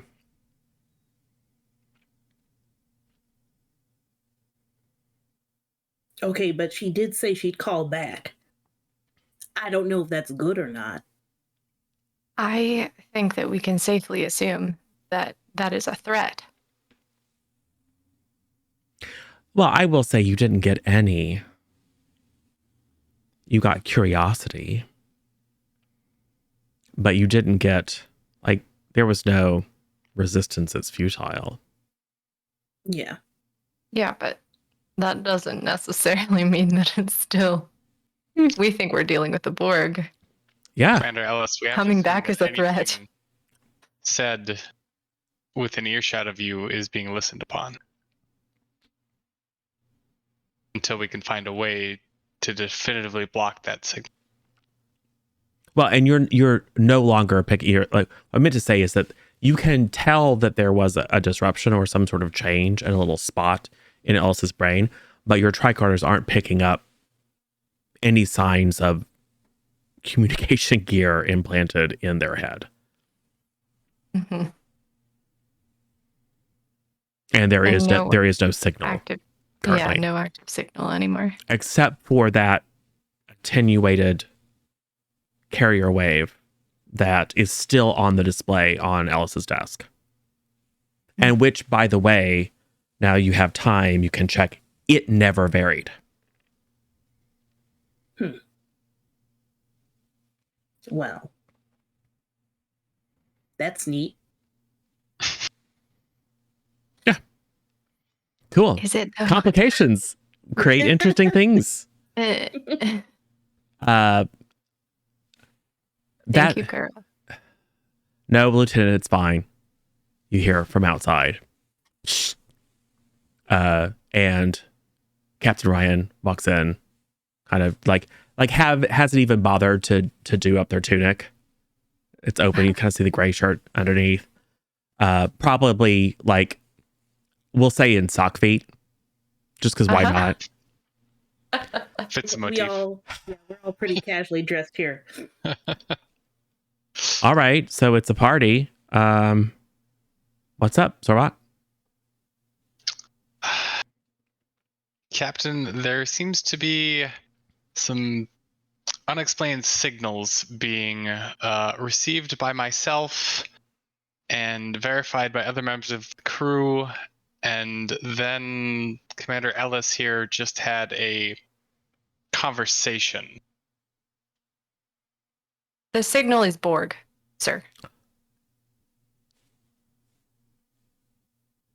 Show me what you got. Report. You buried the lead, Sorvak. Yes, this is like there's a lot to unpack. Let's start at Borg. So, you know, sir, that Dr. Ellis is made out of claytronic atoms. Somehow. I read that still those have no atoms idea. Yeah. formed themselves into a Borg-like transceiver inside of Ellis's cranium. Are we aware of any connection between the Ithix Zathik and the Borg? As far as we know, they were dormant, or most of them went somewhere to their heaven or something 500,000 years before the Borg even existed. There's no direct link that we're aware of, sir, but it was always a possibility, given The wormhole location is... Technically, yes. So you spontaneously had a... Is it still present? it's Should- still there, should- sir. Yeah. Dr. Ellis be... So there's a Borg transceiver in their head. Yes, sir. There It's isn't. more complicated than that, Okay. but Do you give them a full readout with tricorder readings, and do you attempt in any way to color, spin, or omit any information? Dr. Pren would never omit anything. Okay. She's very honest. Okay.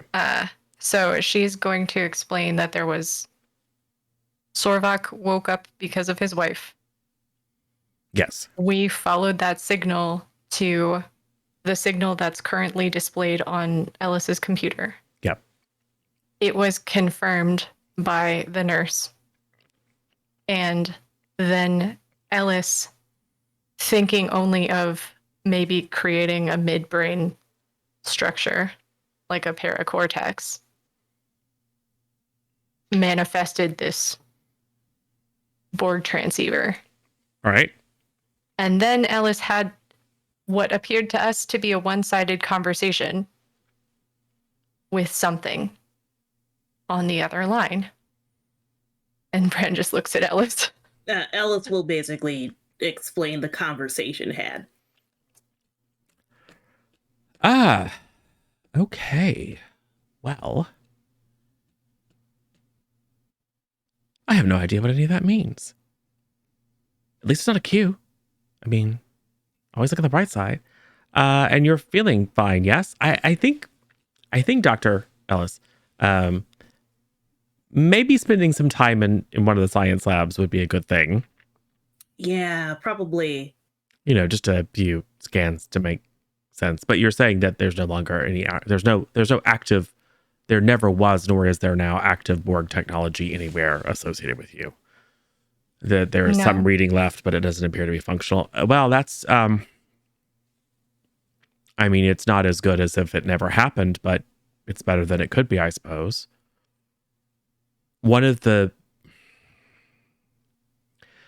You're a smart man, Dr. Ellis. It probably has occurred to you that the Claytronic atom technology that was used to change you or not change you or whatever happened. Our hypothesis is that's what they do instead of transporters. They just have because when you were on the station, you detected vast reservoirs of Claytronic atoms.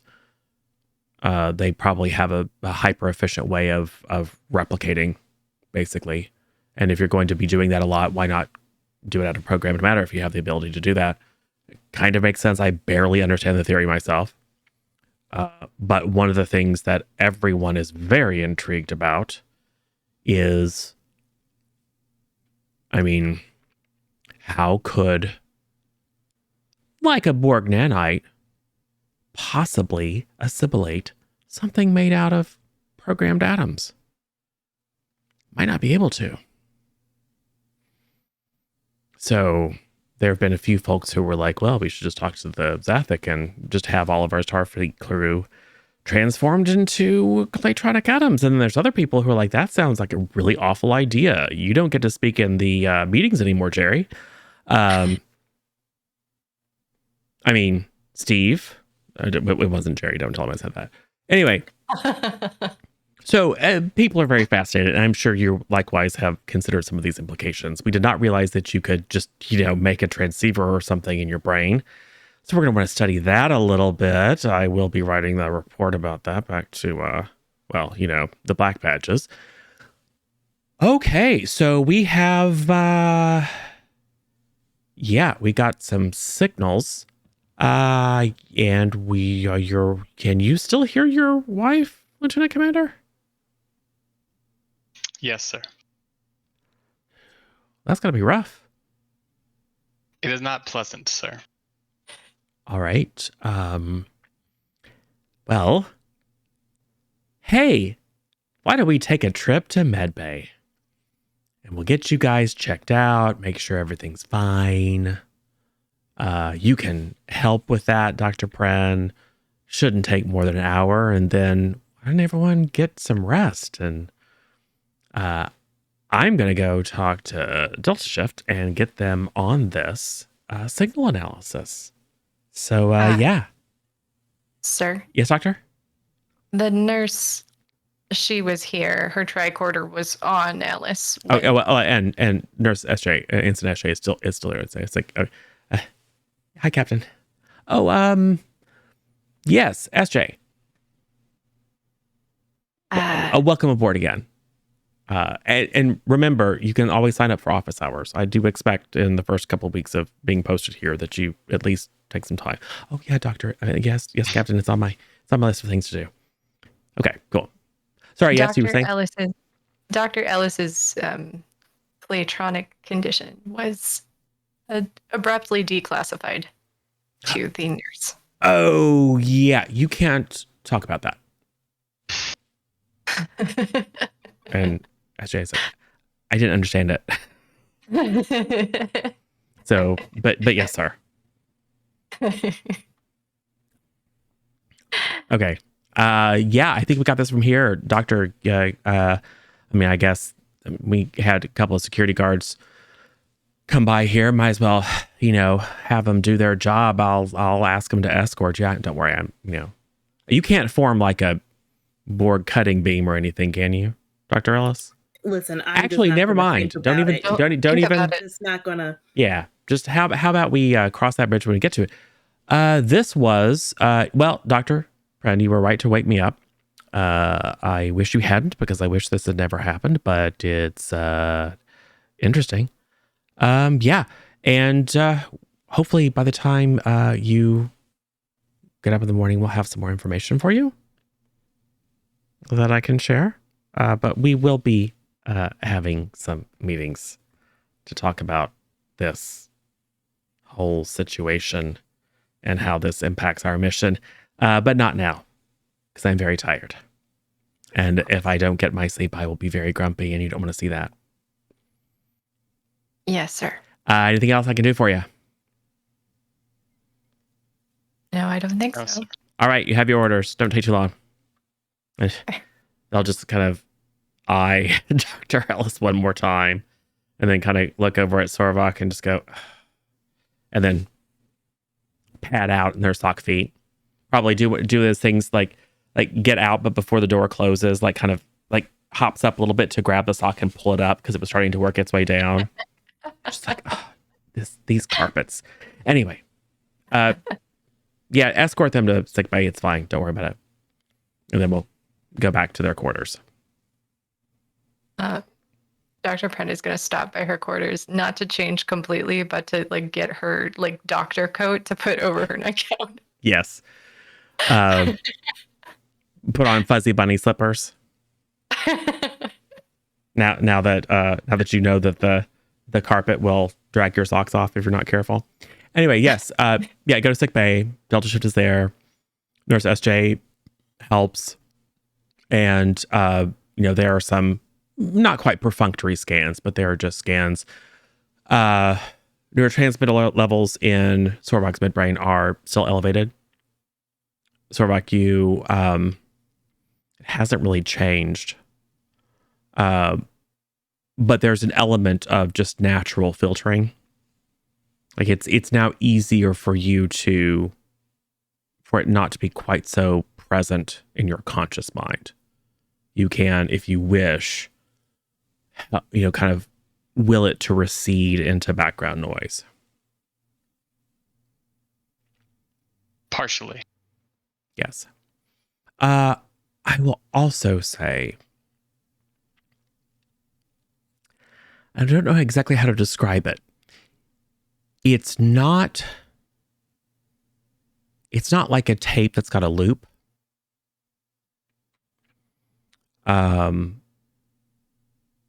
But there is some element that starts to become repetitive, or you just have a subconscious sense that there's almost a pattern. Like both in the whispering and in her calling out. And it's not like at regular intervals. It's not like she's calling out every second. And as a Vulcan, you can, quickly determine that this isn't like isn't literally a loop of she calls for you 5 times and the same thing over. But there is a very strange kind of pattern to volume and intonation that is like almost like there's a near loop. Like the pattern sort of repeats, but there's a little bit of variation each time. But you're starting to realize that this is not, it's highly unlikely that she is actively calling out to you every 1, 5, 10, 15 seconds over and over and over again. There's something else that doesn't seem entirely natural, or it's variable, but it's like not quite variable enough for it to be purely organic. I don't know how else to describe it, but there's something that feels off about it. But it still feels like her. Anyway. But yeah, you check out. You're fine. There's just a little weird disc of atoms that have organized themselves for some unusual function that appear to be inactive at the moment in Ellis's brain. In my medical opinion, Dr. Ellis, you should probably practice at least, well, it doesn't have to be a Vulcan meditation technique, but any kind of mind shielding technique to prevent you from thinking about changes to your anatomy abruptly. Well, so here's the thing, though, and tell me if I'm wrong, Ellis, but ever since you thought about a change to your anatomy and it happened, it's been impossible not to think about changes to your anatomy. Yeah, that is Especially 100% the truth. And especially now that someone's saying don't think about it, it's even more like you had started to not think about it, and as soon as Pren brings up, it's like, oh, here I am back again. And as that happens, I mean, the captain said, a cutting beam. You're thinking like more and more catastrophic stuff. It's because like, oh, that would be terrible. Oh no, that would be even worse. What if this happened? So you're probably detecting a level of cortisol that is a little elevated. And then as soon as you mention that, you can see it spike even more. But nothing's happened. I mean, and unless you want to give me a rundown of some of the some very specific things that you're thinking of, it doesn't appear that just like randomly, I wonder if my hand became a giant crab claw. Things like that don't seem to happen.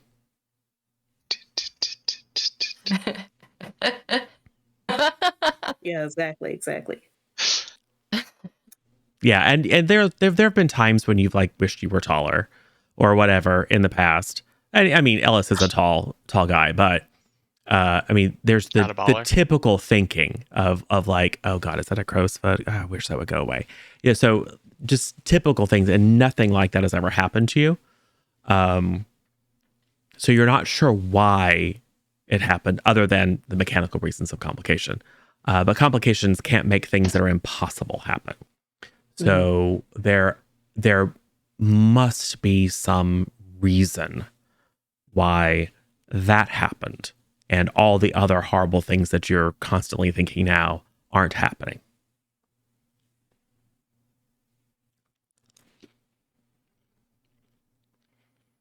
Like maybe it's only things that you need at the time. Maybe there has to be more intention behind it. But then what if I and then he starts thinking like, but what if I needed to shoot somebody with a giant that appeared? Or what if I did need to cut through a wall because we're trapped somewhere? But I assume that also doesn't create anything.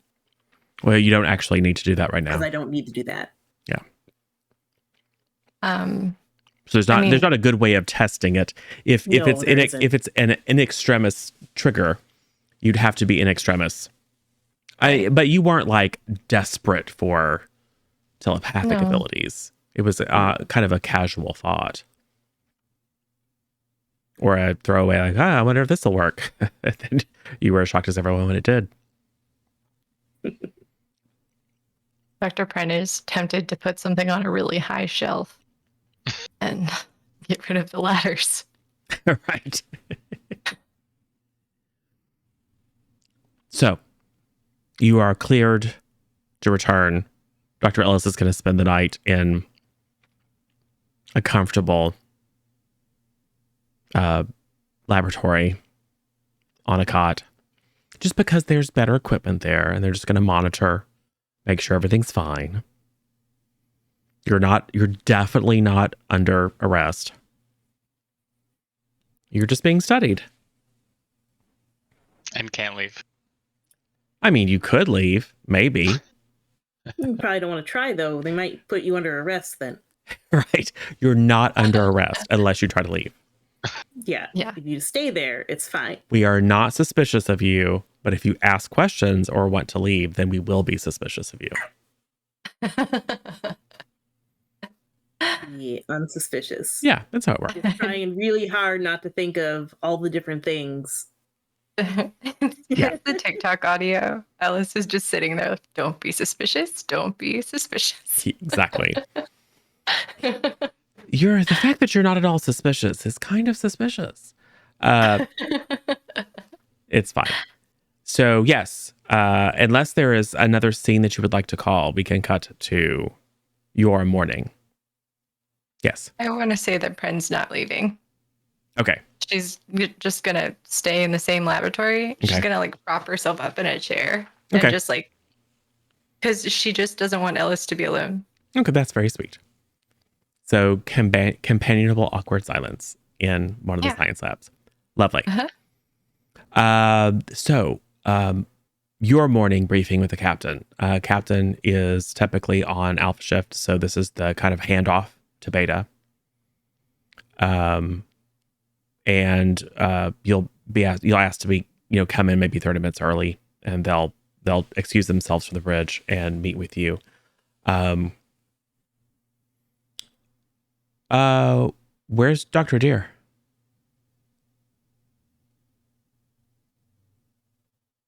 That's strange. I haven't seen her today. Computer, where's Dr. Adair?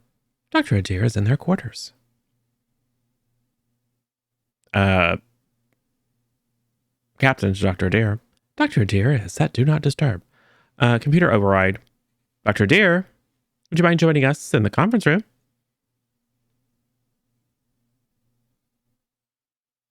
Dr. Adair? Would someone like to go and fetch Dr. Adair? I'll go. Yes, Captain. You don't have to all go. But fine, go ahead. Dr. Ellis and I will just sit here and get to know each other, won't we?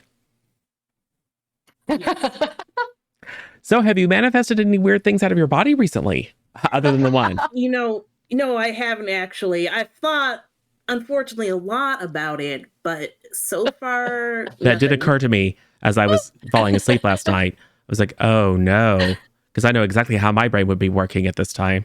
So I figured it's like, oh crap. But good to hear. Good to hear. You don't seem to have any extra pieces or missing pieces, so I guess that's progress. But you feel all right. Yeah. Okay. I do have some interesting potential information, but we'll wait for those to get back. So, scene shift. You arrive at Dr. Adair's quarters. The do not disturb is on. I punch in the door override. Yes. You walk in. Dr. Adair is in bed. Dr. Adair? You step forward. Dr. Adair is calling for Sorvok.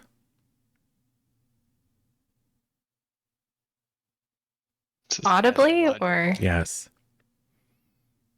Sorvok didn't quite notice it at first because it's perfectly synchronized with the voice in your head.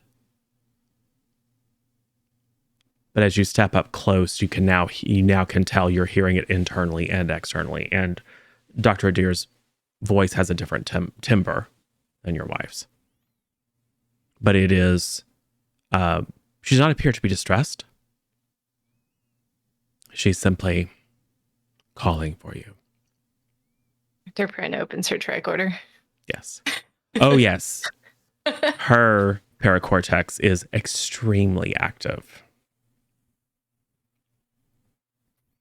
Well, Dr. Pren, you are now getting to experience what I am hearing. Is she matching the tone?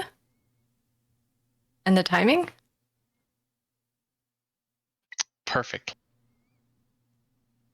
Huh. But the voice is not the same. I can hear Dr. Deers, but I can sense Falal's. Is there any like medical reason that I can tell not to like try to rouse her from this? Is there like anything in her scans that indicates, like don't wake a sleepwalker kind of deal? I mean, other than just like reluctance to, like, you're not sure what's happening. Yeah. But you aren't detecting like there aren't any red flags. She doesn't appear to be, like, maybe she is slightly dehydrated because she's been in bed now for quite a while. But nothing seems to be organically wrong with her. I am going to very cautiously, because I know things about Dr. Adir, reach over and tap her on the shoulder. Dr. Adir? And then if she doesn't respond, I'm going to shake her a little bit harder. Dr. Adir? She's just kind of is unresponsive. And then, like, you shake her a couple times, she doesn't respond. And then you go to, like, I don't know, maybe should I give her some atropine, or maybe I need to, like, be more concerned because she seems unresponsive. She will gasp and sit up, and then, not in her voice, "We are trapped." And then we'll shake her head. What? Oh, wow. I don't feel so good. Yeah. You're Had a headache. Yeah. What time is your it? Your paracortex is off the charts. She's gonna reach into her bag and pull out like the cortical suppressants that she used previously to like calm that down. Yep. I was having the strangest dream. I was looking for someone, and I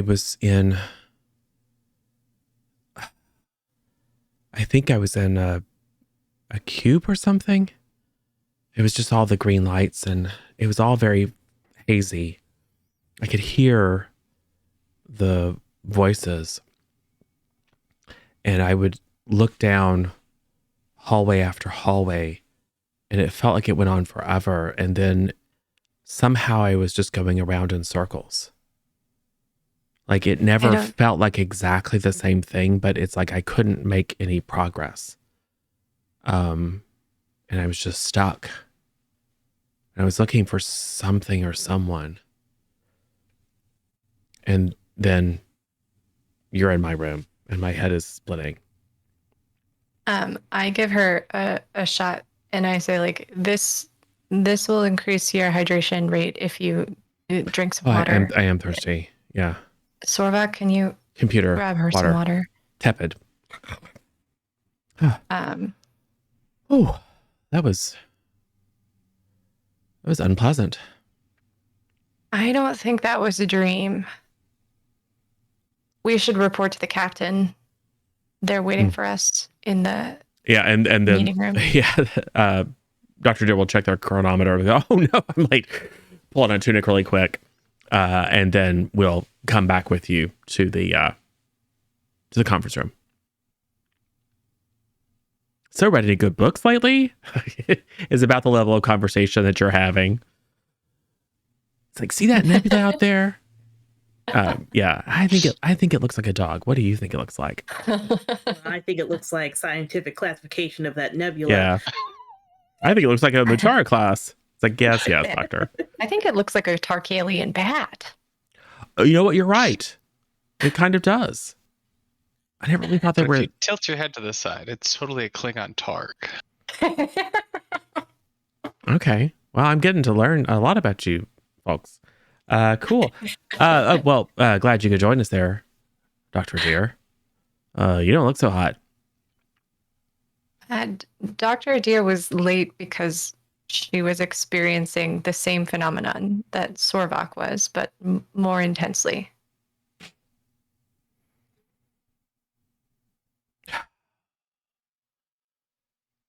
I have no idea what that means. Other than you're a betazoid.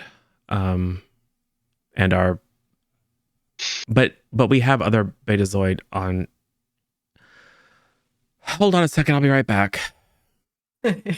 So they go out on the bridge and then come back.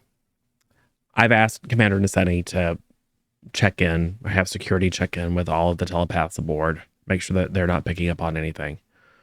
I think we would notice if, I mean, it's not a big percent, but I think we notice if, say, 5% of our crew complement was still in bed or otherwise affected. So I have to assume it's familiarity with Lieutenant Rowell.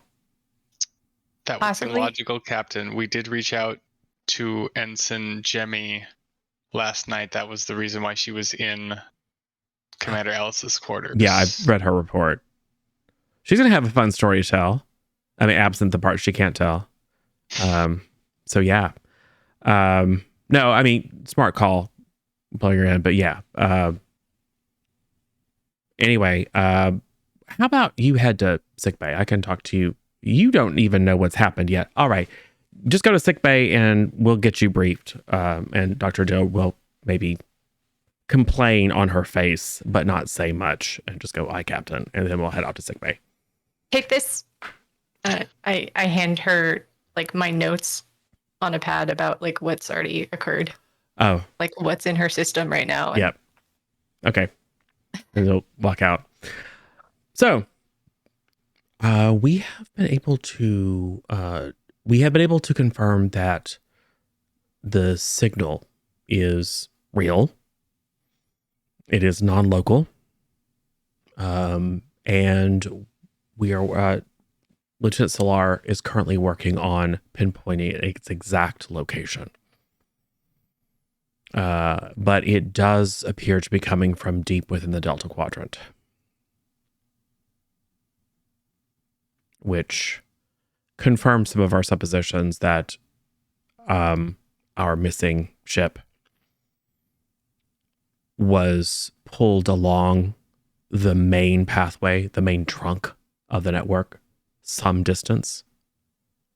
Now, whether it is still currently in subspace, caught in a pocket of that network, or whether it has exited through one of the many apertures in that part of space, there's no real way of us knowing at this distance. We aren't picking up any communications directly from the Pioneer, but then again, we wouldn't expect to. We have notified the necessary groups and arrays to begin listening for any Starfleet signals coming from that far away. But, well, we hadn't planned that. While there are conversations about returning to the quadrant, we haven't gotten as far as actually planning for it or been building any of the necessary facilities to ensure that it can be done safely. That being said, we have a direction. And at the beginning of my shift this morning, I got off the horn with Starfleet Command, and we are going.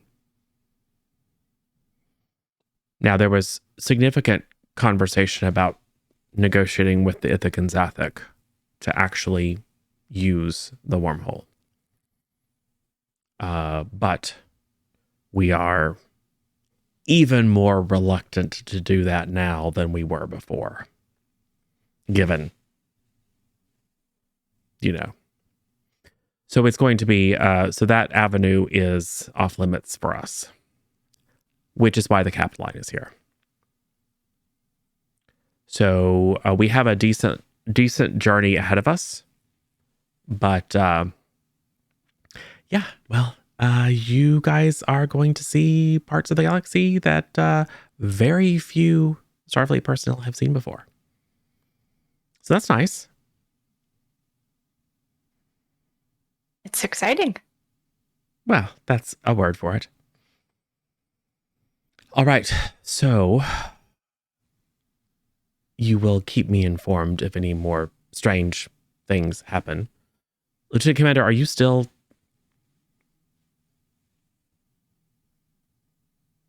Yes, Captain. But it is manageable. Dr. Pratt, I want you to keep tabs on that. Aye, sir. With your permission, I think we'll also ask Dr. Ellis to look into finding a way to block or suppress.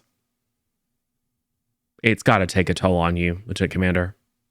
I know you Vulcans are all stoic and you got it all handled, but I may need you at tip top. And having a particularly distressing and distracting voice in your head nonstop for weeks and months at a time is probably going to impact your efficiency, wouldn't you say? Well, that is a reasonable and logical request, sir. I believe I have it to a manageable point where it is more of a reassurance than a distraction. I understand that. In this case, I'm going to say that Dr. Pran, I need you to evaluate the impact. And Lieutenant Commander, if Dr. Pran determines that you are negatively impacted or your efficiency and performance is impaired in any way, take all of her therapeutic recommendations as a medical directive. Understood, Captain. I get where you're coming from. I can only imagine how that must, feel. But feeling is no good if you're dead, and our mission is to get them all back if we can. So wouldn't it be a shame if you were impaired and that prevented you from being able to fulfill your duties and get all of our friends and loved ones back? Very logical conclusion. All right. Well, that's high praise coming from a Vulcan. So it's going to be, we're going to get to know each other very, very well. We're about to go on a long trip. Dismissed. So you have time to learn about the ship and the people on the ship. And instead of talking at you for an hour about everyone and all the things that you learn, you know all the salient points already. You do meet Major Pomar, the task force group head. He is also a Vulcan. He is very, cold and aloof and military. And is very obviously above it when it comes to making nice with people he probably considers to be civilians. So he does the minimum level to be polite and then excuses himself. And you probably do not see him around. He does linger. His eyes linger ever so like half a second longer on Dr. Ellis. So it is quite obvious that he has been informed of the potential security risk, but he doesn't pull out a phaser or anything and disintegrate you. So apparently he's decided it's worth it. Is there anything, we're talking a month? So are there any major events that we need to have scenes for during that period? Yes. Dr. Pren is going to compile like a high-level medical report detailing all of the reasons why it is a very bad idea for Sorvok to have this high level of activity in his paracortex for this long. Like with endless citations of like Vulcan medical journals talking about like uninitiated, people who are dealing with high levels of psychic contact and like what effects that it has, and like just she's gonna bury him in data about why we should do something about it. Yeah. And unless you resist Sorvok after, say, a week, within like at the end of the first week of your journey, I think Dr. Pren is recommending just the minimal that is efficacious suppression. Do you comply? His only request is that he has the ability to unsuppress during controlled meditations. Yeah. Ellis, can we arrange it? Yeah. Well, and Dr. Pren, you can set it up so that you can time the dosage such that maybe not like every day, but that you have a couple of times a week when like between doses, it gets to the point where you can pick it up again. And it has become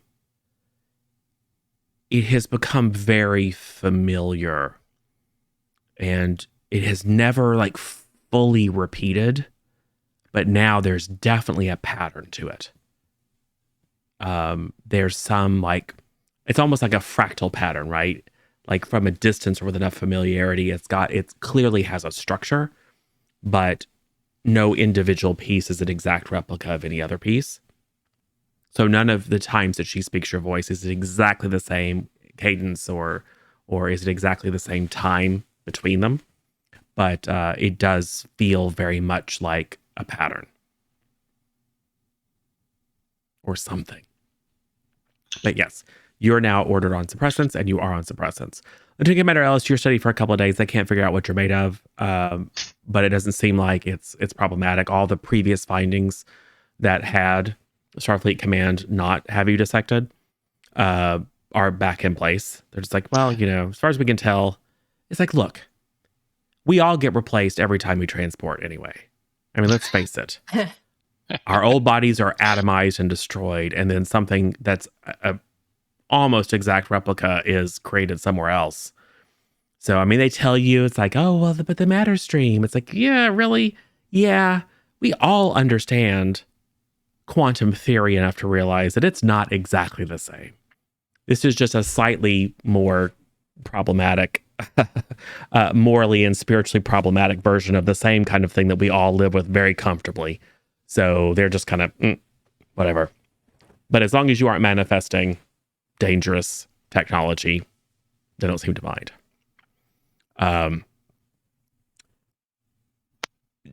Dr. Adair is wearing the suppressors, the mechanical devices. And probably with coming from the experience when they were like, oh, let me just see if I can contact this dead prophet, this cracked orb, and how badly things went. Maybe having put their hand on the stove enough times now, they decide not to poke the bear in this particular situation. So is actually getting integrated with, and I hope Kelly doesn't mind, actually getting integrated into the counseling rotation, and has probably spent more time with Father Shakora, who is, I think, as like a foxhole chaplain, probably gravitated toward her as someone who maybe needed some counseling, but wasn't about to go to an actual counselor. And since Dr. Adair no longer, has that in friends from the old crew, probably has at least begrudgingly accepted, some evening walks in the Arboretum talking about old war stories. And Father Shakur's therapeutic technique, although not purely psychological, does appear to be fairly effective. Dr. Deere is maybe a little bit less withdrawn and a little bit less dark after a few weeks of that. Does anything else need to happen? I would like to try and make friends with the nurse with the Claytronic atoms. Oh, Nurse SJ. Yeah, Nurse SJ. Okay, well, how does Dr. Pren go about making friends? Because your relationships aboard the Pioneer were like, you guys all spent a lot of time. You were forced onto away missions together. You were dealing with a classified mission.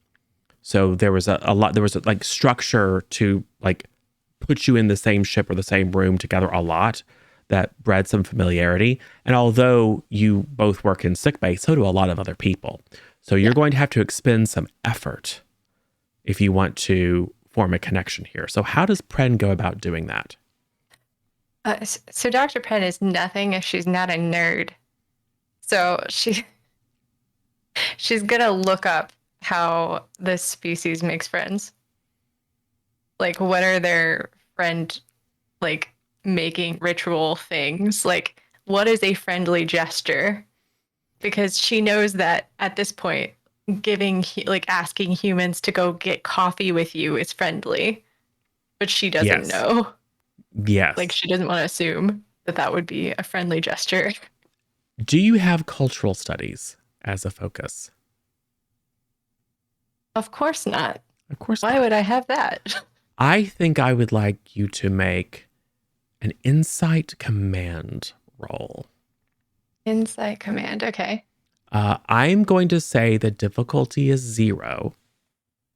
Okay. I'm also going to wipe out at least 2 of your momentum because we changed scenes. I'll leave you 1 in case you want to use it. Nah, I'm not going to use it. Right, because it's just another chance for complication. It's just making friends, right? Yeah, it is. This is Not more that to hard. see how successful you are in your researching, but you're also trying to interpret. And at first, you go into like Hullian family and intimate and social relationships, but obviously the way they relate to each other is largely dependent upon the ability to share a lot of information through touch telepathy or touch empathy. Yeah.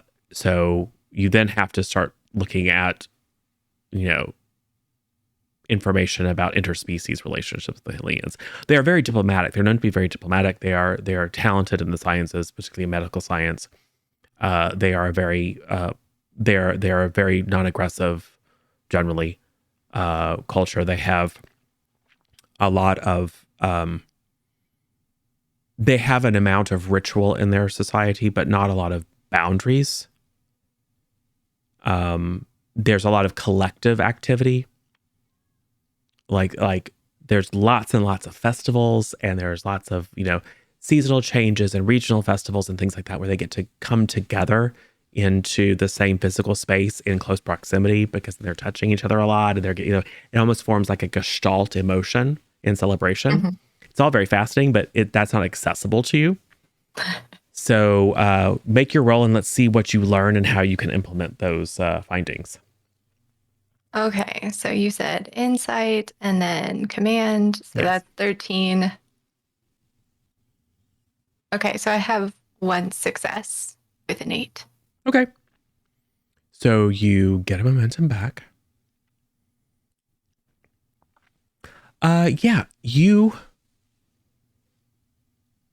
It basically boils down to if they're familiar with other species and they've been around other species, just be nice. Because Okay. she's probably smart enough to know that you're being nice and will probably interpret it. You think about, maybe we could replicate one of the festivals from her homeworld and then it's like, but that'd be weird because they're all holograms and the whole point of the festival is to create that collective emotional state. So you go through some very elaborate things in your mind and then eventually discard them all. And it's just like, I just have to basically, if I want to make friends with her, I just have to make friends with her. But eventually it occurs to you, like, you can access her records. She loves sports. Oh, okay.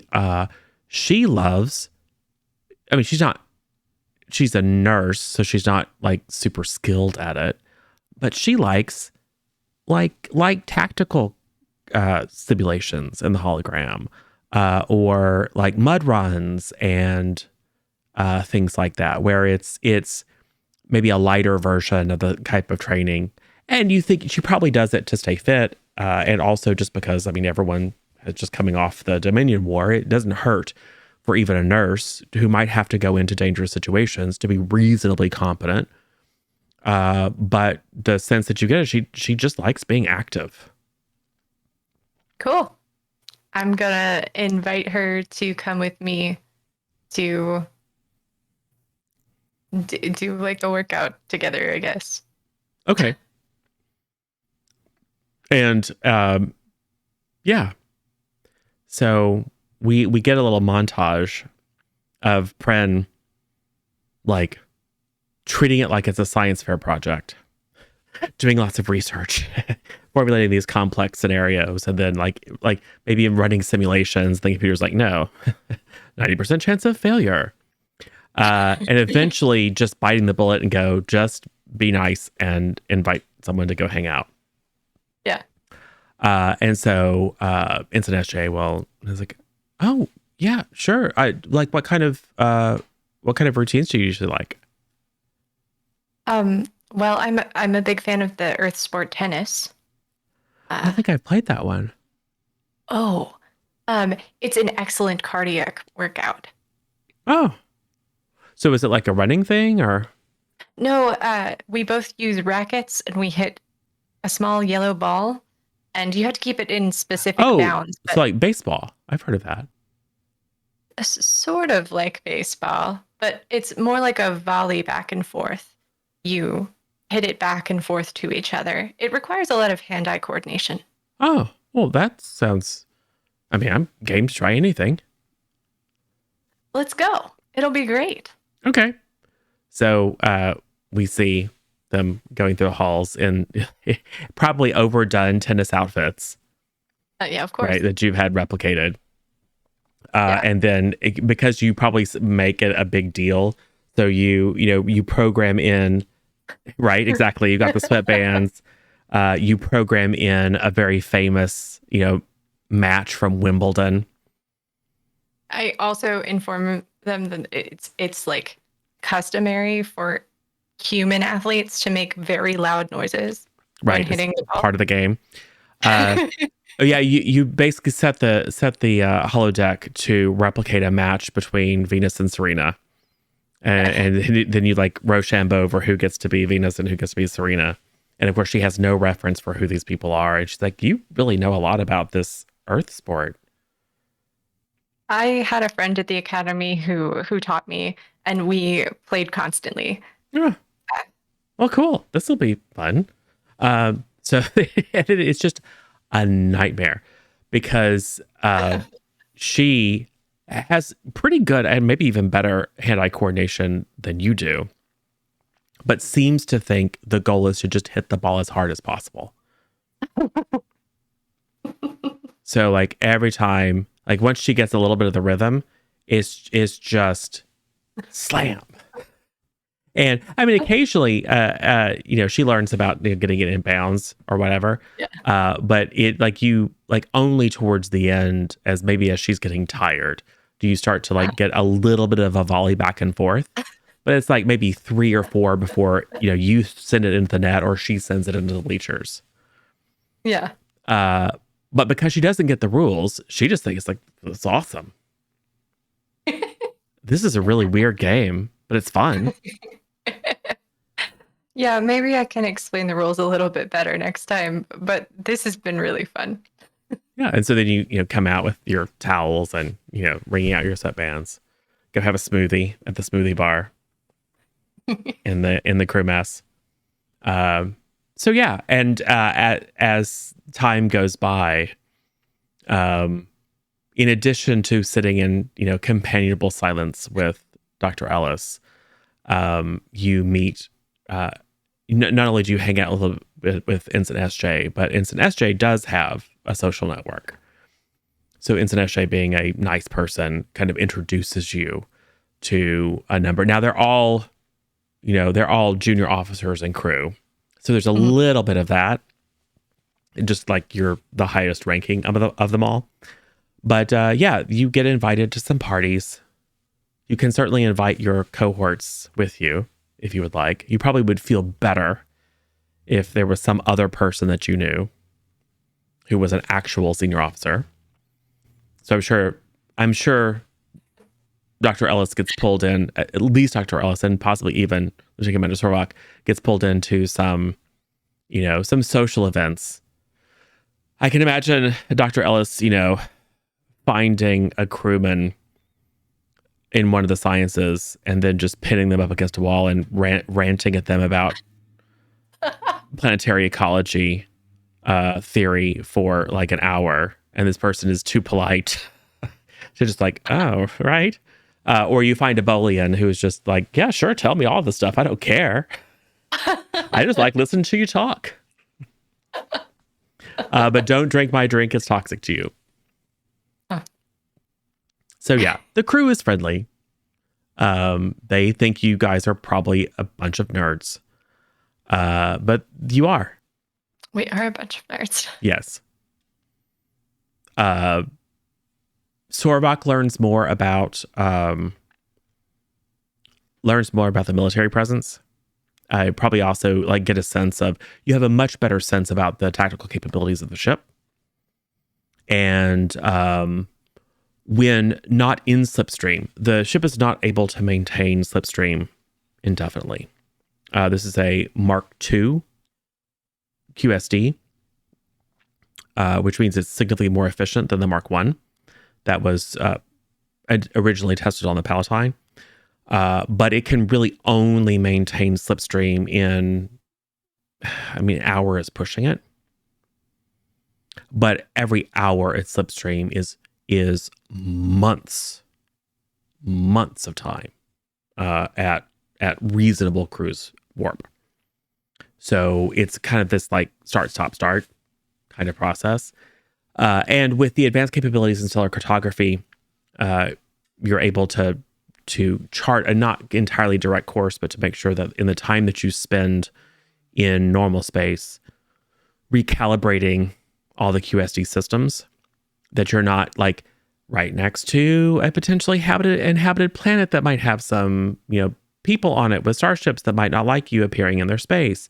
It'd be really awesome if you had all the time in the world to treat this like a survey mission, but it's a search and rescue. So, minimizing interruption and potential distraction is one of the guiding principles of setting the course, which gives you lots of time. But during those downtimes, the Starfighter Corps is running drills, and you do get a chance to observe the Valkyrie class wings in action. They are pretty impressive.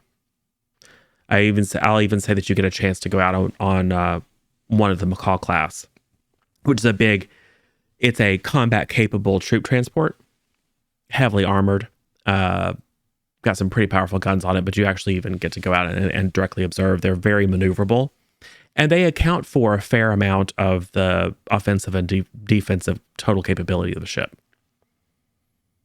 Now what use they are against one other big ship, who knows?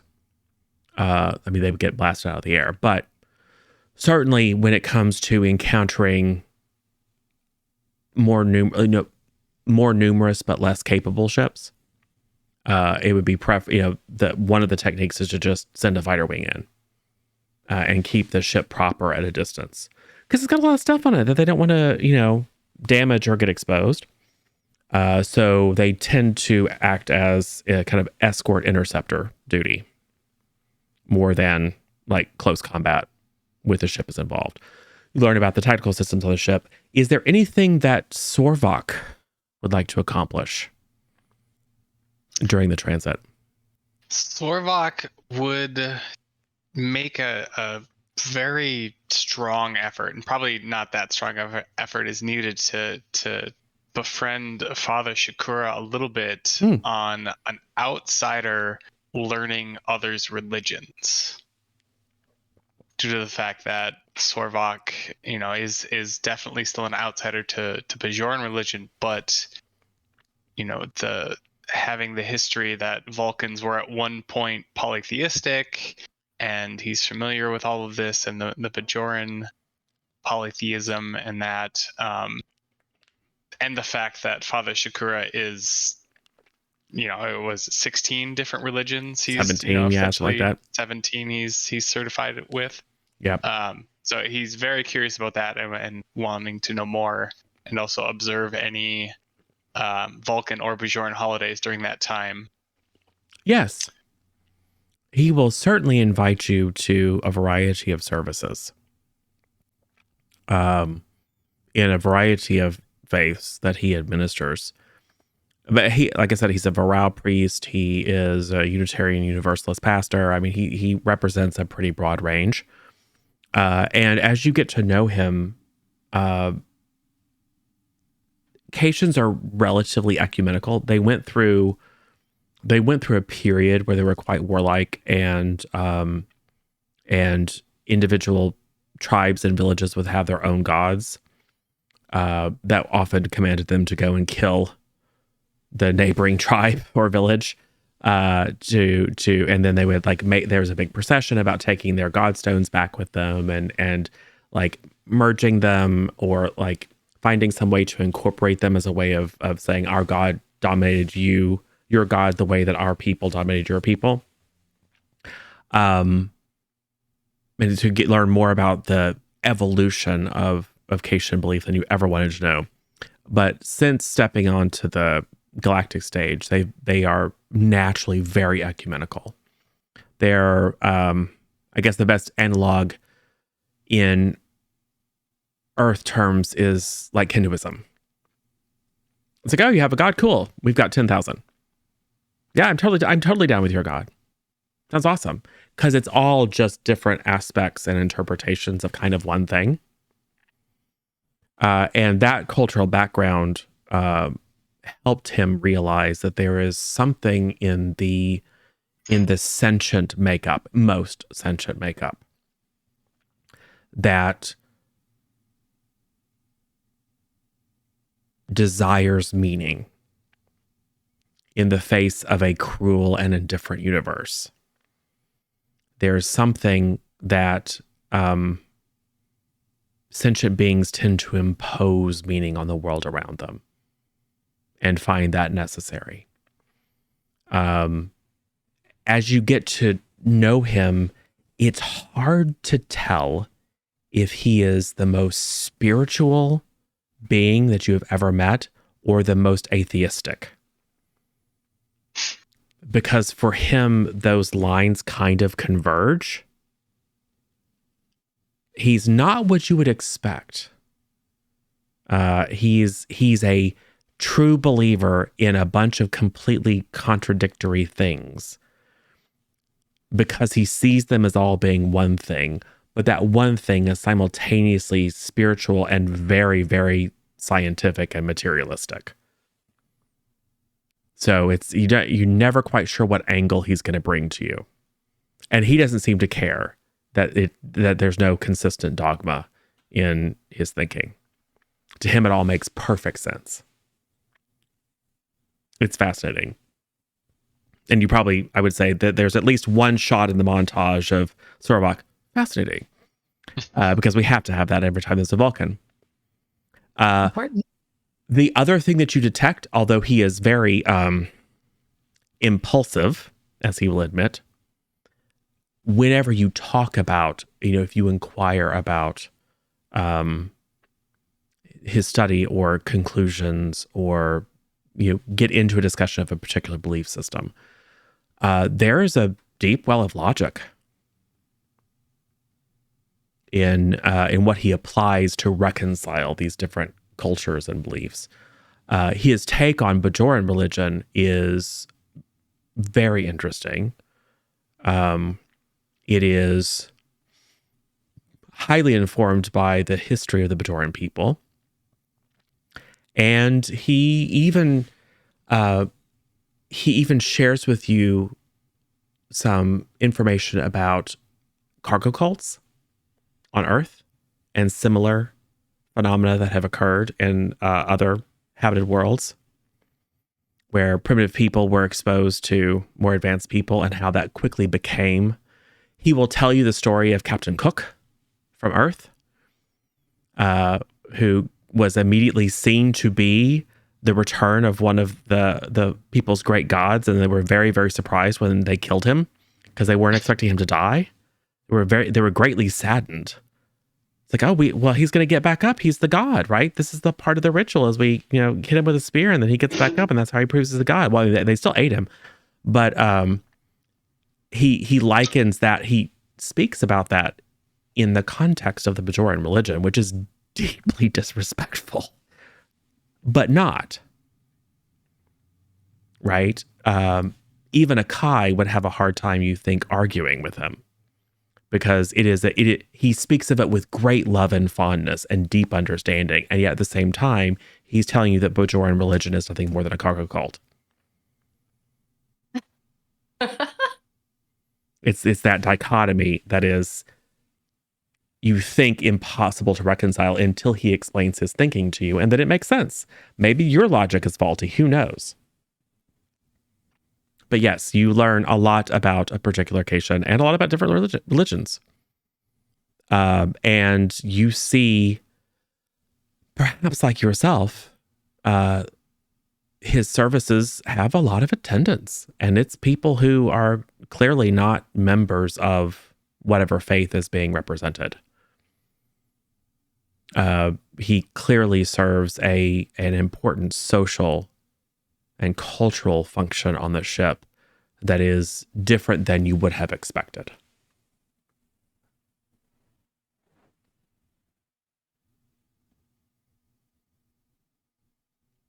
But valuable. So yes. Yeah.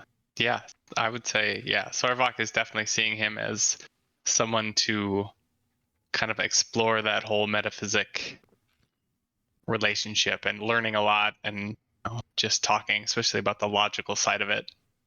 And then he is also, just due to his current security focus and engineering background, he wants to know how this ship ticks. Yes. You learn a lot about the various different systems. I mean, some of the theory is a bit advanced, but what's your ranking in your engineering discipline? 4.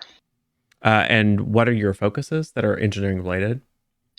Transporters, replicators, power systems, and then shipboard tactical systems for security. So you probably understand the power distribution system and the tactical systems a lot better than you do the propulsion system.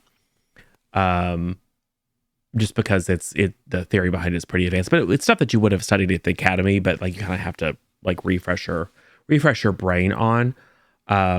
The basic workings, I won't get into a detail description, but there are, if I can get my notes up, and when you can even see on the ship sheet, there are multiple systems that work together to simultaneously open up a corridor for slipstream, but also to protect the ship during the slipstream. So there is some crossover between the defensive systems, just like your deflector shield also can help to prevent the ship from being damaged from directed energy or projectile weapons.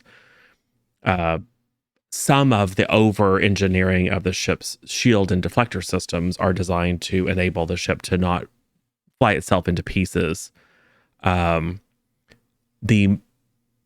that's relatively easy to figure out. It's the Chronoton integrator is probably one of the most critical elements. You have a very hard time understanding exactly what it is, because this is some real specialist nerd stuff. That is what enables you to stay in slipstream longer than an instant. The longer you're in slipstream, the greater the phase variance becomes. You start to get more and more out of phase with your appropriate space-time. And if that were to ever fail, bad things can happen. So you at least now have an understanding of, if there's one thing we want to stop from blowing up. I mean, there's a lot of things we want to stop from blowing up, but that's the one that, like, if it's just like a little box that plugs into the computer, right? It's like a dedicated, it's like a dedicated computer core, quantum computer core, that is kept in its own little warp bubble so that it can operate faster than light. And its job is to basically continuously ping half a second into the future and then calibrate to make sure that you're not accidentally going off in a weird direction. Yeah, that's when it starts to get very timey-wimey and strange to you. I mean, it's a little bit more rational than if you fly around a sun real fast, you go back in time. But not much. I think I got that right, yes. Oh, and the multidimensional wave function analysis module that connects to that. That's part of the computing power to make sure that you're staying in variance, yeah. So you learn a lot of stuff and people show you things. There are Marine guards everywhere you go down the computer core. You learn that the ship actually has a second computer core that is specifically dedicated to all of the propulsion systems, propulsion and navigation. And it along with astrometrics, makes extensive use of bioneural gel packs.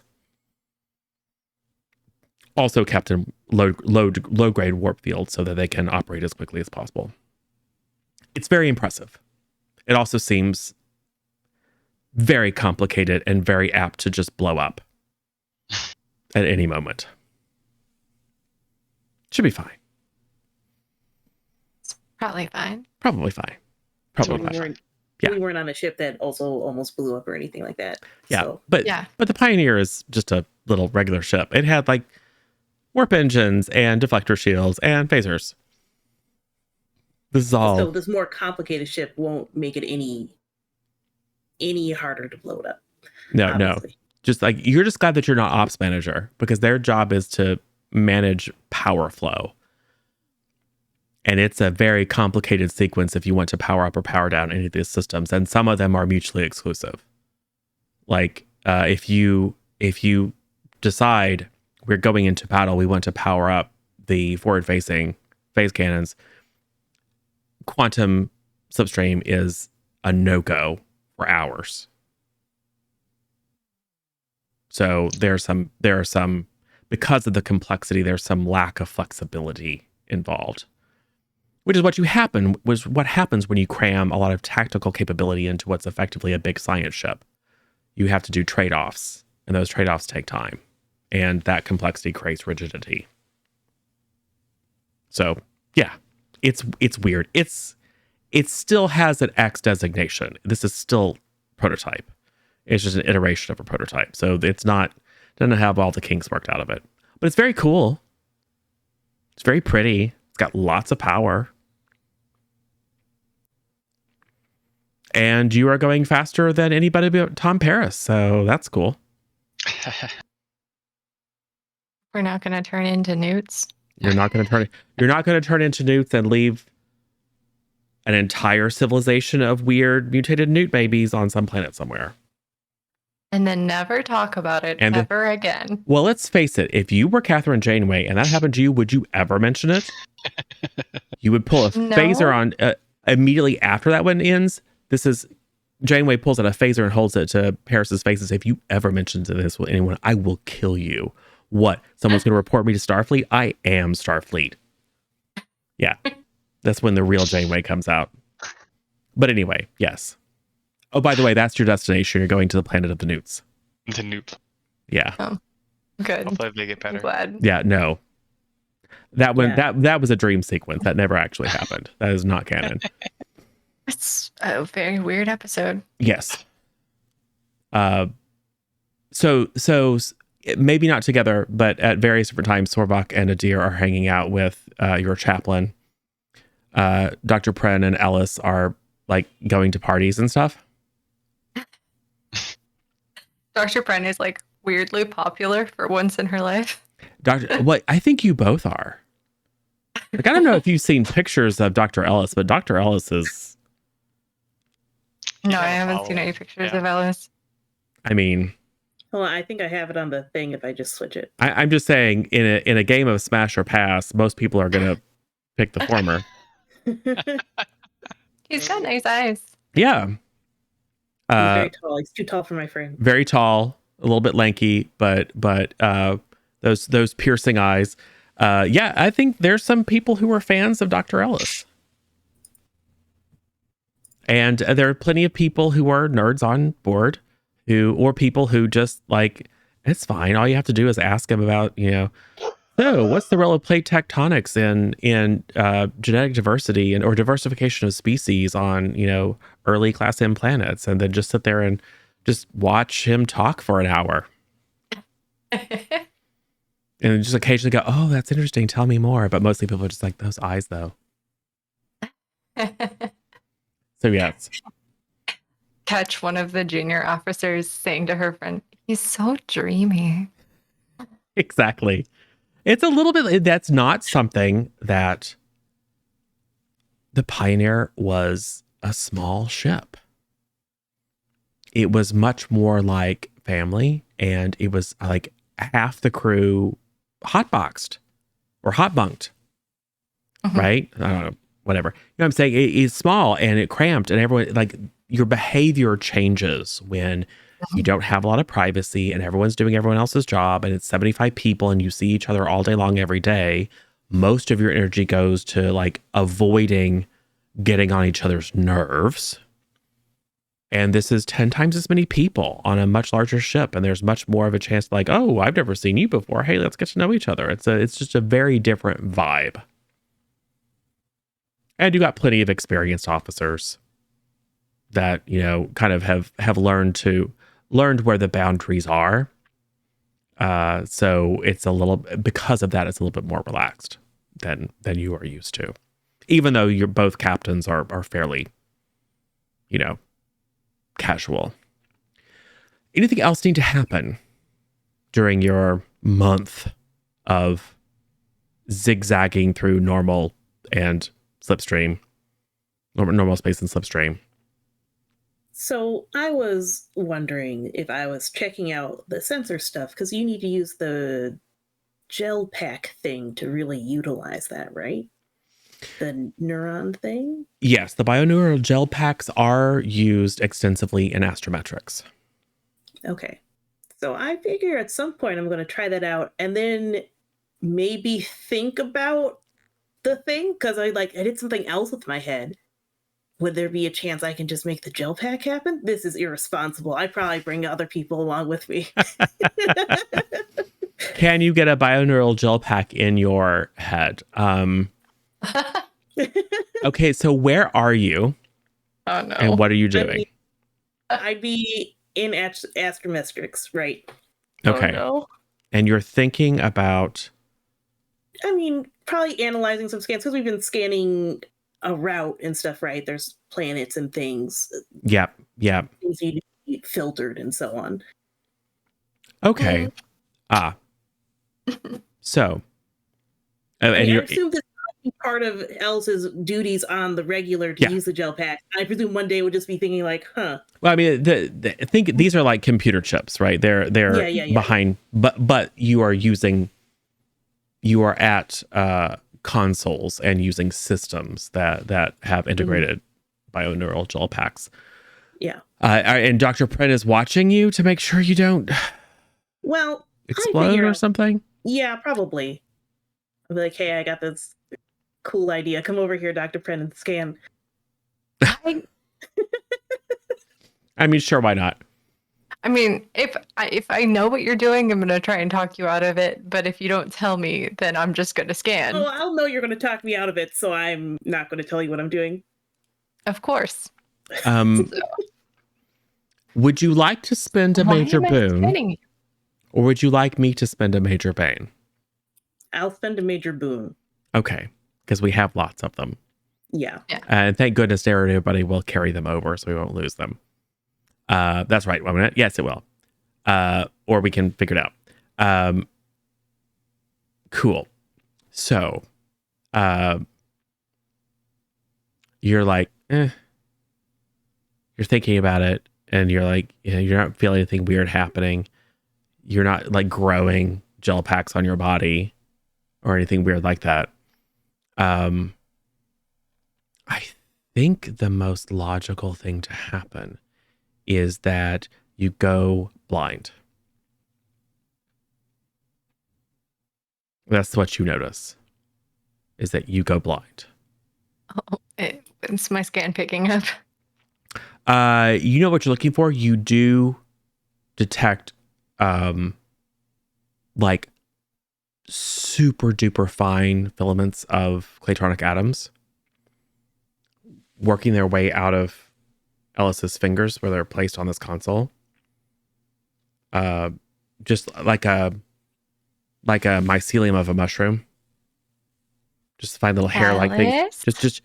Just a little bit. You go blind, and then you are floating in space.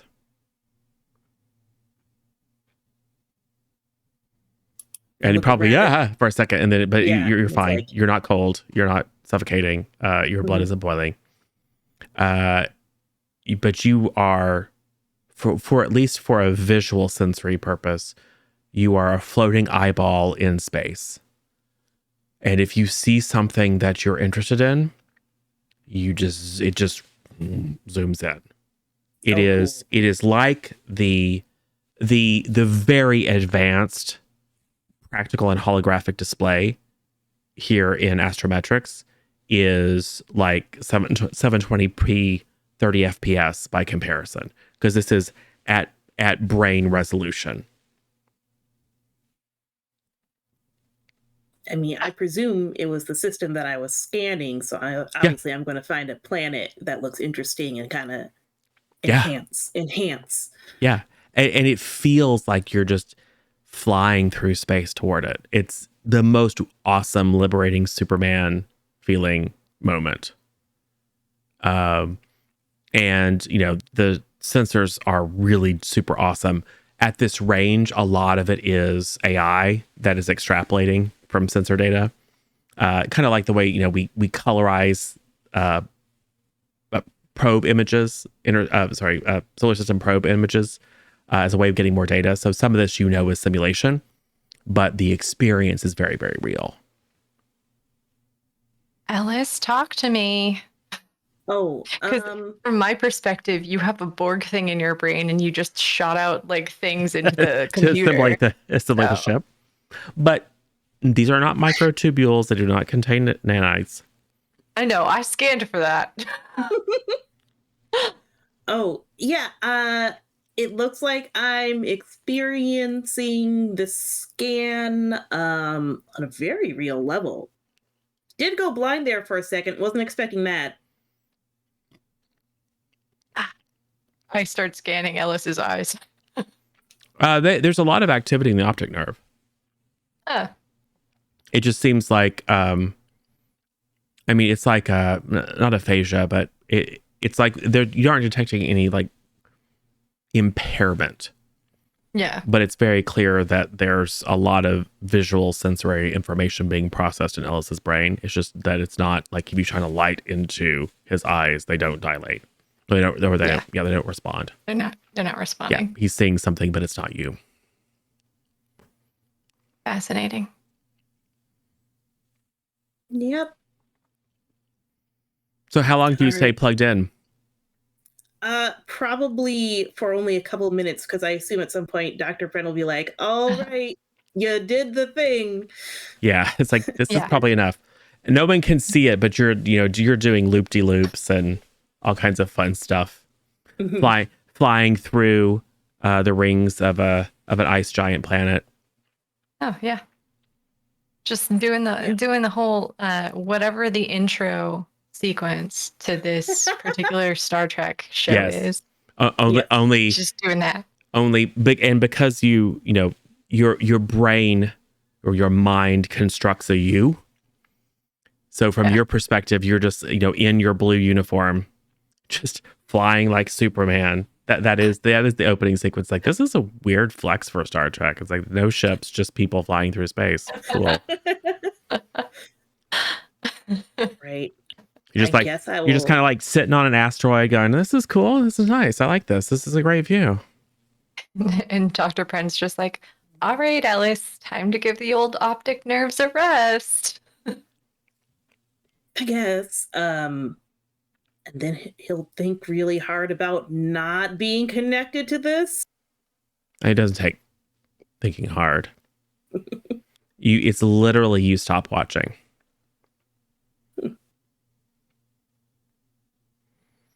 All right. Yeah. Is it good now, Doc? Yep. It occurs to you that the other thing, you just stopped listening and it went away. And this one, you stopped watching, went away. Any residual effects, Doctor? I'm scanning. There's probably some new neural tissue in the optical center of Ellis's brain back here. All right, time to go to Right. 2 more weeks of deep scans to make sure nothing weird is happening to your brain. No, I mean it's just that part of your brain organized itself a little bit to make that process a little bit more efficient. Because you were having to process, it's not like you were only seeing with your normal human field of vision. You had a 360-degree view. That's all. And there was no peripheral. It was all in focus. That is a human, we see very, very little just to cut the cognitive load on our brains. And so a little bit of reorganization had to be done to enable you to process that amount of information. So yeah, keep playing with it and see what happens. I do not recommend that. Okay, but it looked really cool. And like the details and the planets. The scanning is highly efficient. We still have to use all of these devices, and if we don't, I'll keep it under consideration, Doctor. Yeah. You feel like you could have just watched forever. This is why you bring Dr. Friend with you, to stop you from... I mean, you eventually would have stopped, but there, it definitely was wonderful. It was just a feeling of like, oh, this is so cool. I'm going to sit here and watch what happens. Somebody's got to be a killjoy for you. Yes. I mean. Does anything else happen or need to happen?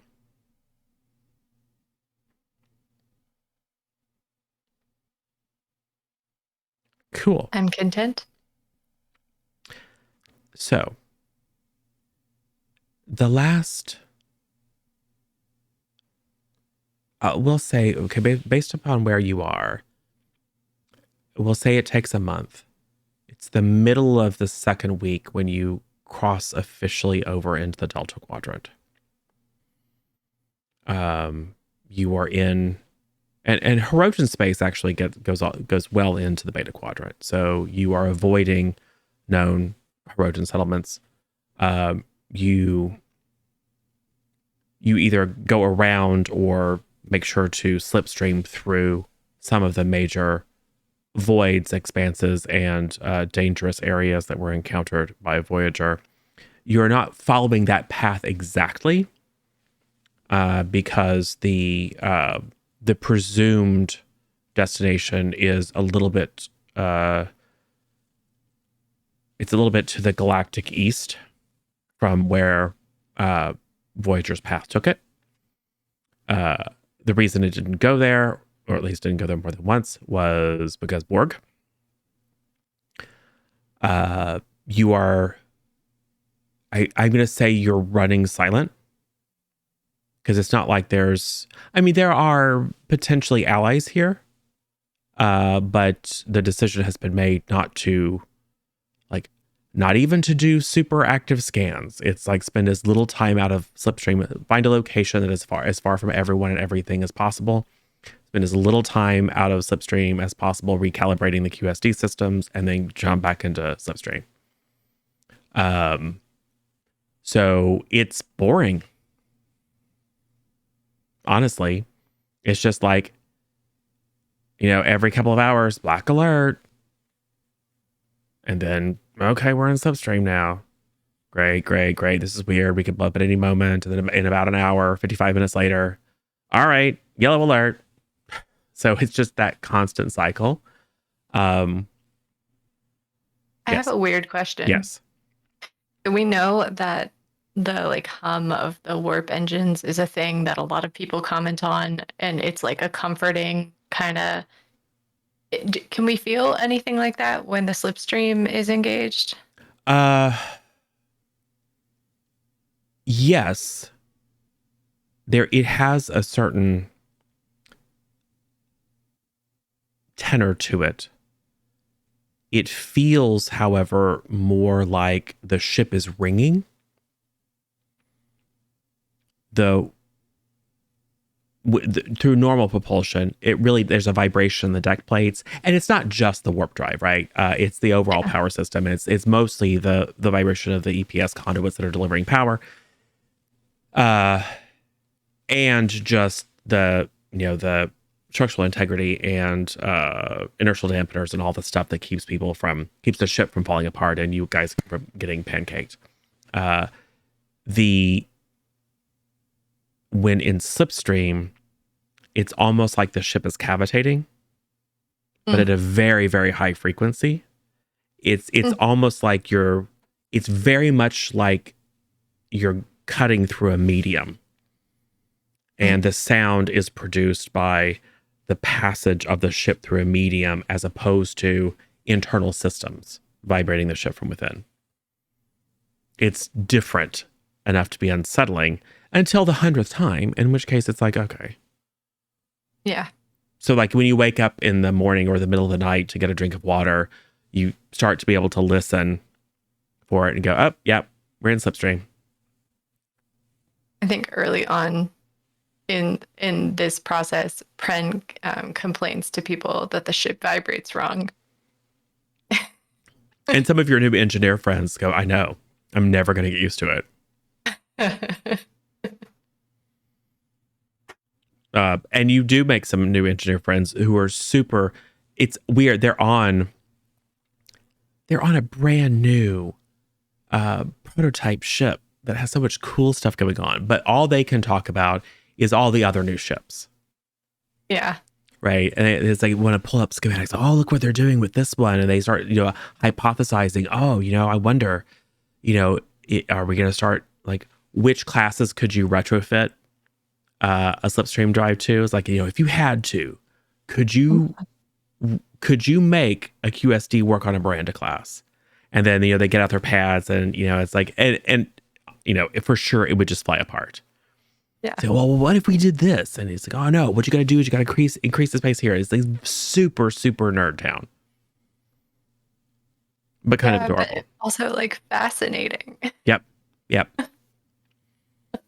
And you don't know, no one really knows, but through those conversations, you learn that the kind of the swept back, more aerodynamic design that you had noted was a little bit odd for it to just be aesthetic when you first saw the capital line. It's similar in some ways to Voyager, in that it's a little bit more unibody, a little bit more aerodynamic or hydrodynamic, but even more so because it's a much larger ship. Clearly, one of the reasons that Voyager was even able to have their limited experience with quantum slipstream was that the space frame was kind of coincidentally conducive. But one of the reasons that they weren't able to ever make it stable was they would have had to re-engineer the space frame. The physical structure of the ship itself is a limiting factor on slipstream. Okay. So you're learning fascinating things that you probably don't care about, but it's cool. It's fun to watch the nuts and bolts nerds geek out about it. Yeah. I mean, I've always found it fascinating to watch people be passionate about things. So, yep. Dr. Prince, just like watching them have this volley back and forth. Like her eyes are just like. It's like, I'm just over here studying my microbes. It's fine.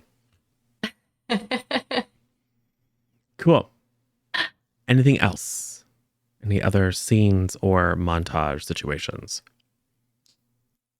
Sorvak would probably drag Ellis at least once or twice to the armory to actually show him how to properly hold a phaser. Ooh, that's a rough one, Sorvak. It's probably a hilarious scene where, it's like there's like a firing range, and you got your target over there, and miraculously somehow not a single phaser burn is on the target at all. In fact, there's ones on the walls, and there's ones on the floor, and a couple on the ceiling, including right by you. Like perhaps one even behind. Yeah. Takes talent. Well, I will say that's what Sorvak notices is you would have to work to be that bad.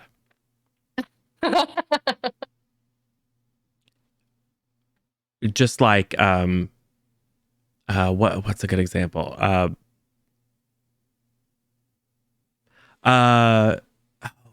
Like card counting or guessing cards. Mm-hmm. Right? It's like, if you're a little bit high, if you're a little bit more accurate or a little bit less accurate, that's nothing. But like statistically, getting all 52 cards right is just as difficult and just as much proof of something weird going on as getting all 52 of them wrong. Yeah. Well outside standard deviation. Okay, that'd be coin flips because it's actually not true statistically, but some variation of that. It's like there is skill at work. Mm-hmm. It's just like it's anti-skill. but like it would be hard to miss that many times. So and as dramatically. So that gives you some insight into what might actually be going on in Ellis's head. Or probably subconscious. Right. So then after probably the second or third session of trying, he suggests to Ellis, perhaps instead of the armory, you should be talking with one of the counselors. Listen, Sorvak, I appreciate the effort that you've gone through to participate in this level of training, but I really don't think it's necessary for me as a science officer on the ship to be able to handle this. That's what you're here for. We're just on a search and rescue mission. It's fine. And don't worry, I've been talking with the counselors about a few things. Okay. What is your athletics, by the way? What is athletics in this? Fitness? Fitness. Yes, thank you. 7. Yeah. Which isn't awesome, but I think Sorvak at some point is just like, here, catch this. And Ellis, it's not the most athletic experience, but easily able to catch it. So it's obviously not some sort of gross deficit in hand-eye coordination. So yes, your suspicion that there is something psychological at the root of Ellis's miraculous ineptitude in combat matters is proven to be the case, to your satisfaction at least. Mhm. Amazing. You'll have to see it. Yep.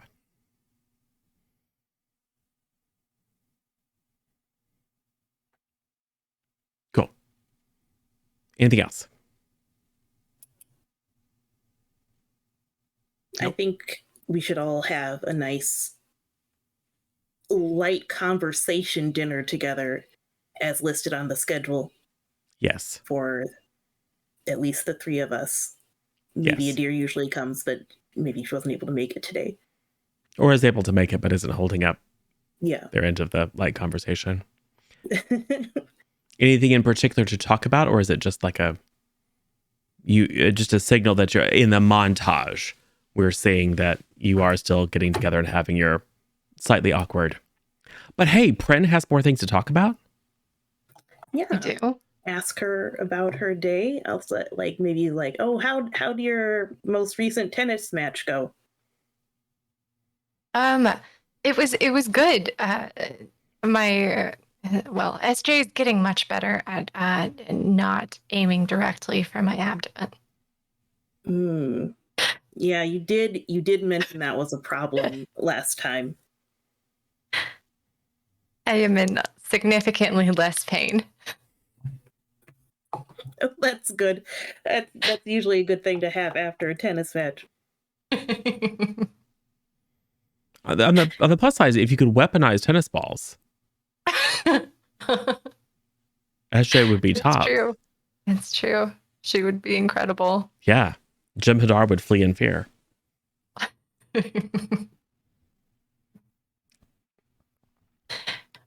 We've been having a lot of fun. That's good to hear. You holding up all there all right, Sorvok? Sufficient enough on this journey.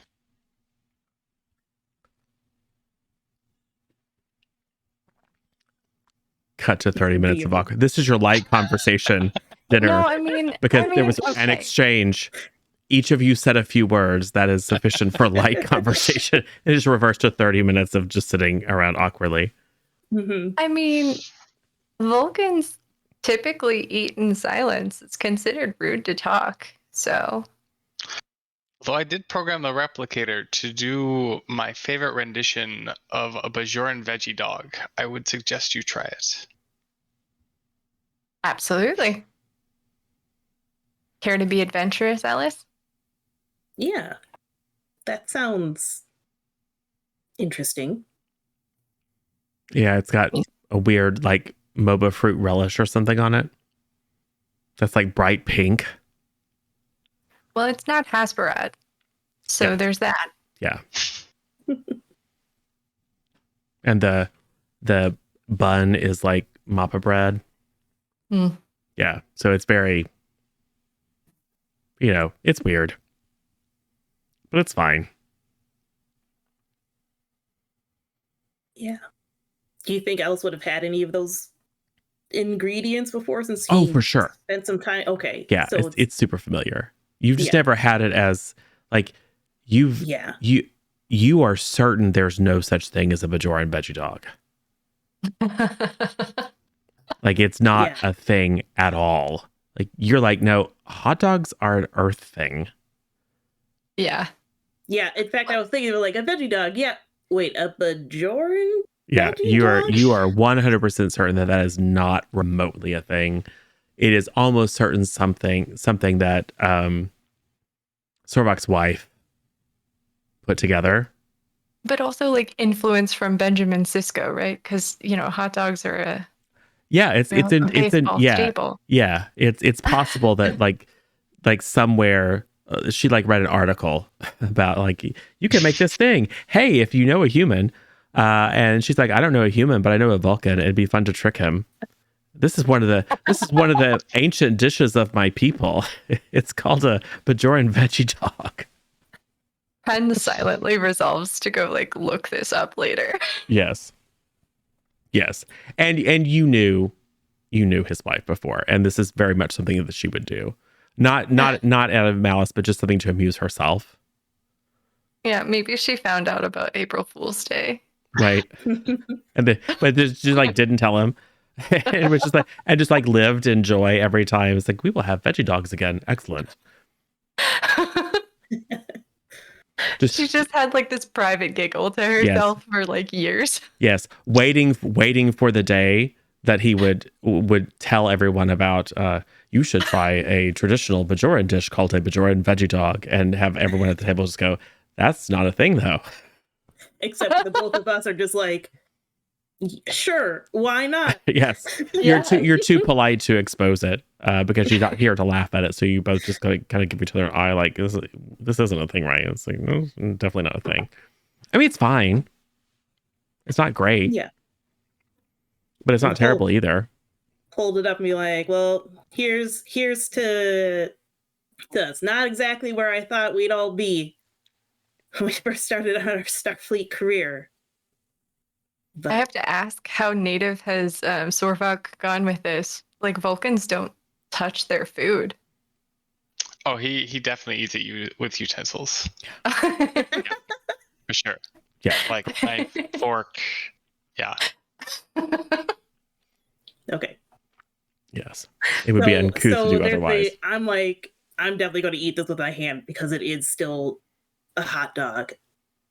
Dr. Pren is going to like look at Sorvok, knowing that Vulcans don't touch food with their hands, and then try to use her utensils to be polite, and then come to the conclusion that it's not really a thing she's capable of. And pick up the... Yeah. Just make a big mess and you're like, never mind.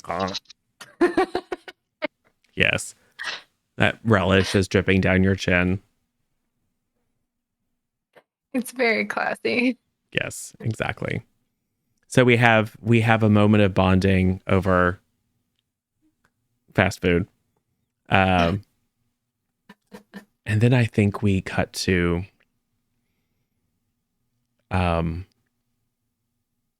we'll say it's during beta shift. So you're on your bridge rotation. Commander Deseni is in the captain's chair. Because unlike certain ships where all the most senior crew are on one shift together, leaving backups to like basically act instead of the captain, like junior officers, the captain and the commander like one takes alpha, one takes beta. So and then there's someone else, personnel officer, someone else who's in the command division who takes delta. So Commander Malinaseni is in the center chair. Astrometrics has reported they have detected what appears to be the source.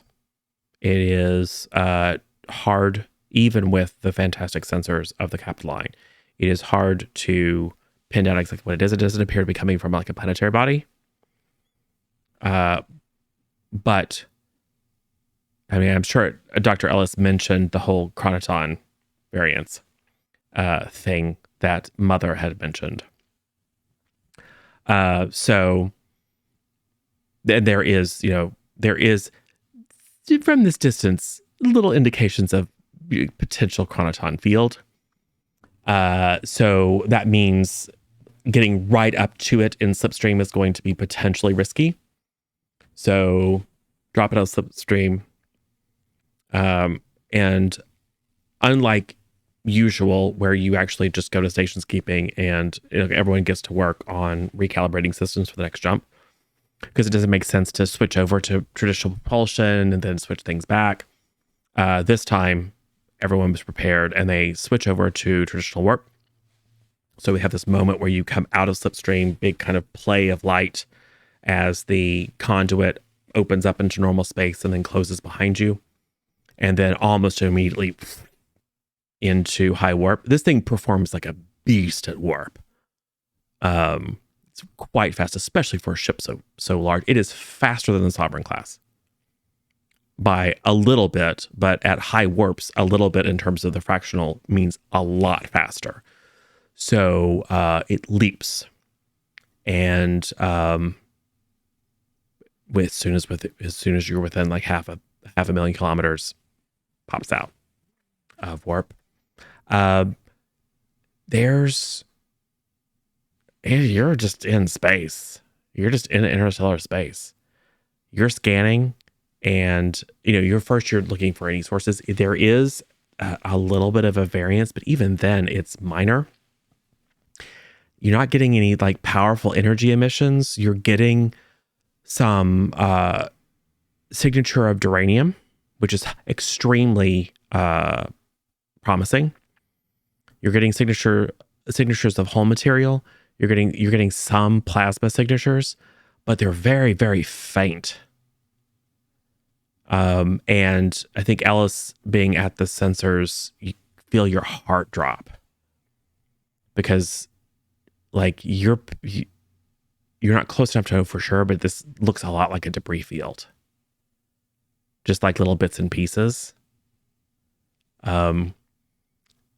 But at high impulse, you move in, and your scans don't reveal anything threatening in the region.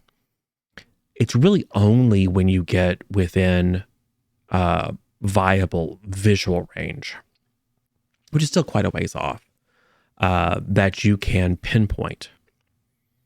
And in fact, there is the Pioneer. And 2 Romulan warbirds.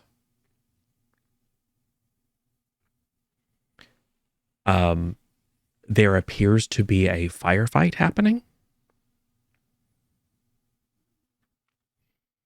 One of the Romulan warbirds is firing on the other Romulan warbird, and that Romulan warbird is firing on the Pioneer. There is in fact a debris field. Probably the 3rd warbird. And the image is absolutely static. Like you can see an explosion where a plasma beam is in the process of scoring the outer hull of the Pioneer. But it's just frozen. And even this close, the readings that you're getting are very, very minor. Like you're now seeing, you're picking up the energy readings of weapons fire. You're picking up signatures of warp engines and things like that. But because nothing or almost nothing is happening, the signatures are very, very weak. If you weren't looking, you could have flown right past this and not even know it was here. So something very unusual has happened here because it appears to be in temporal stasis.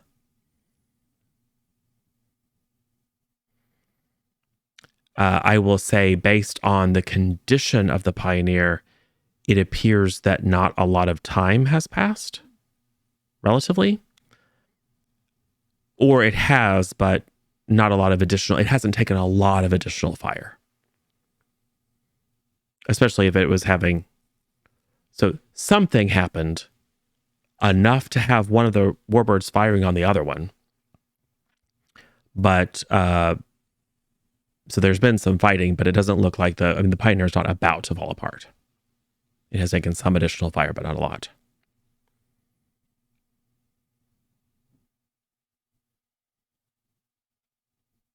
What do you do? Scan the Pioneer for life signs. All right. That is going to be a reason science difficulty 2. Somebody want to roll for the ship? Yes. Due to the go ahead and do it since you called for it. And Okay. since I keep forgetting that the ship rolls. So am I rolling myself for the ship? You are going to roll, well, unless you want to, it's going to be Dr. Ellis doing the actual scan itself. Okay, so I'll roll for the ship. Yeah, and so that'll be sensor science for you.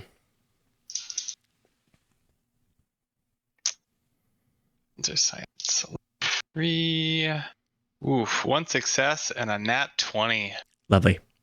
Oh, cool. I got a. Oh, sorry. The ship only rolls 1. Well, then I guess I have to re-roll. Or we can just keep the net 20. I tell you what, I guess I'll let you keep the well, success. I'm fine re-rolling. No, keep the because- success. It's fine. Okay. All right. I got 3 successes. Beautiful. So you earn a couple of momentum. There are life signs. And because you did so well, no, you net 2. Oh, we would have changed scenes anyway. I'll just edit this. Cool. Because you did so well, and because the sensors here are fantastic, and because you do have a chronotronic integrator connected to at least some of your navigational sensors, that maybe helps you cut through some of the distortion. There are life signs. There are life signs aboard the Romulan ships, and there are definitely life signs aboard the Pioneer. There are Romulan life signs aboard the Pioneer. There are Romulan life signs on the bridge of the Pioneer. There is weapons fire on the bridge of the Pioneer. In stasis.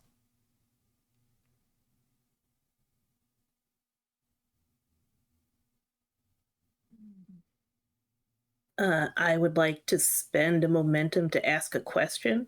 Yes, and you will And get it- 2. 2. Can we tell if Sorvak's wife is on the bridge? Yes. Okay.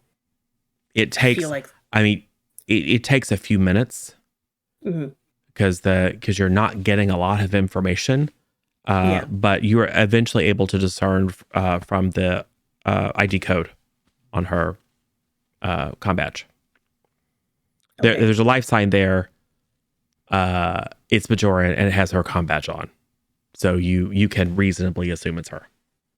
All right. Now, writer's room. What should we ask about the phenomena itself? Yeah, you have a free question. I think Alice would be very curious about if we could if it seems feasible that we could interact at our own time, or if us interfering would, which way would it pull? Would it pull the Pioneer to the capital line, or would it pull the capital line into the Pioneer's time? Yeah. Yeah. That question. So, Lieutenant Commander Ellis is not into temporal mechanics, No. but I'm going to say we'll just do library search and probably input your command code so you can get more information, like you're looking for things that might be classified or more difficult to find in just a regular library search. There have been a number of instances where you've had temporal distortions. I mean, even some that occur relatively frequently in the Expanse. The Enterprise itself encountered a couple of situations with temporal stasis and time loops. And there's one instance that springs to mind where there was a scenario, and that I forget which ship it was. It might have been Voyager. I don't know. But there was a situation where a crew needed to be, they encountered a ship in a similar situation. And they were actually able to create chronoton fields, harmonized chronoton fields around individuals using like personal shield projectors to keep the individuals, the away party, in sync with the main timeline. So they were able to successfully go on a away mission in a stuck ship, in a ship in temporal stasis. Now, if the mechanism, in that case at least, and you don't know if this is going to work the same way, in that case at least, if the mechanism that kept you in phase was damaged, then the away team would be frozen as well. They'd be subject to whatever the local temporal distortion is. Pulling others into it, back into normal space could be, or space-time, could be just a matter of creating a widget to do that.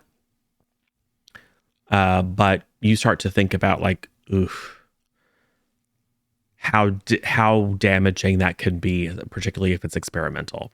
Like bad stuff could happen. It's probably much more risky to try to pull someone out of stasis than it is to try to prevent yourself from being put into temporal stasis. Also, there's the matter of whatever's going on, an apparent boarding situation and firefight. So yeah, it's a complicated, problematic situation. Yep.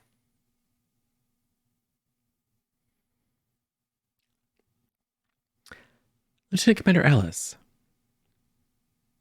Yes. There you are. I was starting to wonder if you'd ever arrive. Whoop, whoop, whoop, whoop, whoop, whoop. On your on your sensor array. What? Oh, the fact that the thing activated again? No. Oh. Yeah, the Capital Line sensors are detecting the formation of a transport conduit. Oh, okay. I immediately informed the captain that I'm in contact with the entity. And that's probably them. And a transport conduit. I see it. Red alert. Shields up. Sorbach, I need weapons. Online. Well, you were at yellow alert, so it's only like 30 seconds to a minute for them to come online. Remember, if you'd like to, you can always channel a massive phaser beam through the main deflector array. But it'll burn out all your QSD systems. Yeah, not quite yet. Sure would do that. Kind of depends on what comes through, right? Whether it's 5 cubes or 10. But you're sure that the QSD discharge would absolutely blow apart a cube, or at least the first one it struck. It's just like all the power of the ship focused into a single blast. It's incredibly destructive, probably illegal. It's just that literally so much concern. But then you'd be stranded forever, and then assimilated, it'd be fine. So, yes, what comes out of the conduit is a ship type. I mean, you're expecting cube or something. It's not a cube. It's not a diamond. It's not a probe. It's not a sphere. It's a torus. Not Taurus, not Ford Taurus. Thank you very much. Yeah, torus. So donut, basically. This is something that you've all studied the Borg. They were seen and reported by Voyager. They had some sort of role in maintaining the Borg transport network. But they have never been observed in any of the invasion experiences that the Alpha and Beta Quadrant have had. So green light rips through space, and then through that aperture, this torus kind of advances at you. In the hollow center, there is another ship. It is, don't think of Borg design. Doesn't look of Borg design. What does it look like? Sorvok, can you give me what is a role that makes sense for you? I think, maybe reason security. This is just to see if you have ever read a tactical report and logged that might have mentioned a ship like this, and you've logged it away in your brain, or can immediately find the appropriate record in the ship's computer. Sure. Reason security. Yeah, and the ship can assist with computer security. So someone roll a d20. I will. One I will do success, it. no complications. Cool. That is 15. And the ship's, I've got to pull it up. Computers is 11. Security is 3. So no. 14. So not quite. So the ship isn't helping you, but you still got a success, right? Mm-hmm. 0 difficulty. This is just to see if you can figure anything out. And also because I'm nice, I want to give you some momentum in case you decide you want to fight the Borg.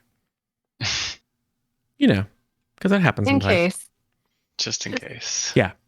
That is a Zal ship. You just have the Cliff's Notes.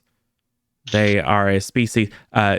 They are notable in that their existence was wiped out by the Krenim Imperium's tampering with the timeline. Until that eventually got reset. But part of the Krenim scientists' goal was to eliminate the Zal and everyone else who was a threat to the Krenim. And they went through a variety of different alternate timelines, couldn't quite get everything right, and eventually everything got reset back, as far as you know, to the appropriate flow of time. So it's not odd to see them. And based on, you're not in Sector 005 by the Borg reckoning, but you're close to it. So it's not weird to see. It's not a Klingon ship. That'd be super strange. So it's not super odd, but it's very, very odd to see a non-Borg ship hitching a ride on a Borg Taurus.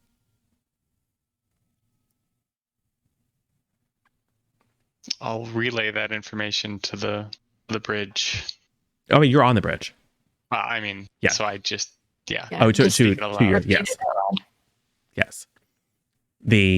A couple of like docking clamps retract back into the Taurus, and the Zal cruiser moves over toward you. It is not as big as the Capitoline. Wow.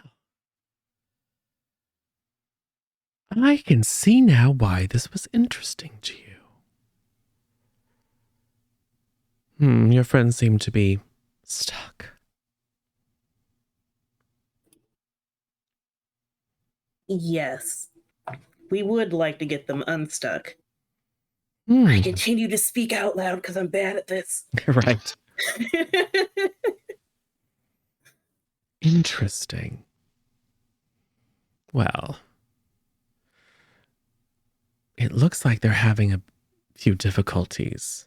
Getting them unstuck might result in hostilities continuing and all of your friends dying. Are you sure you want to risk it? We would like to get them unstuck without any death if we can help it. Well, there might be all sorts of ways to protect them. If you'd like, my friends and I could try to take care of it for you. Captain, As a show of our benevolent intentions. I will let the captain know about the mysterious offer by the mysterious arrival. Yes. Well, the EXO. EXO, I think the captain's probably on their way. Yeah. It says, yeah, that's a Borg ship? No. Tell your friend, thank you, but no. Thanks, but no thanks. Well,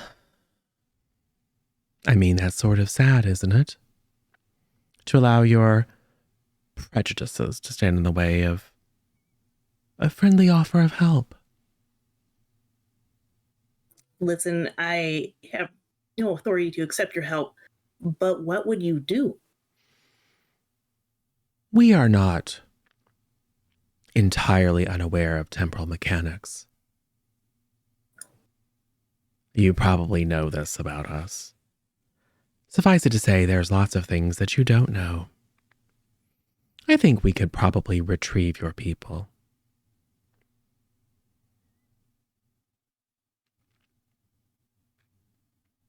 Probably. Well, nothing's certain with temporal mechanics, as I'm sure you know. Oh, you don't. Nothing's certain with temporal mechanics. Thanks. But I think the safest way would be for us to retrieve them for you.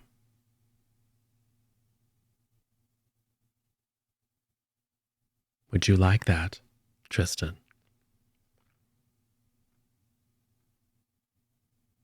I'd have to run it by the captain. But You don't really, inside, though. Ellis is interested. Because he can't help think, well, that'd be convenient. It'd be nice to get them unstuck. But he's thinking that. But there's also the running thought of, I've been given, or we can't accept help from them kind of thing. We don't know anything about you kind of thing. Cool. Making a deal with the devil. Yeah, two things. Exactly. Two things happen at once.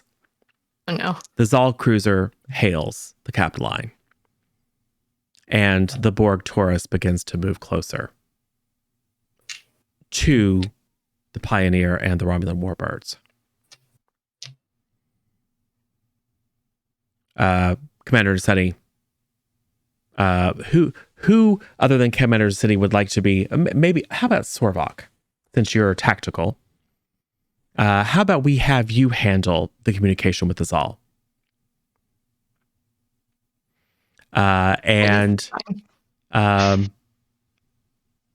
Or would you rather deal with the fact that a Borg ship is advancing towards your wife?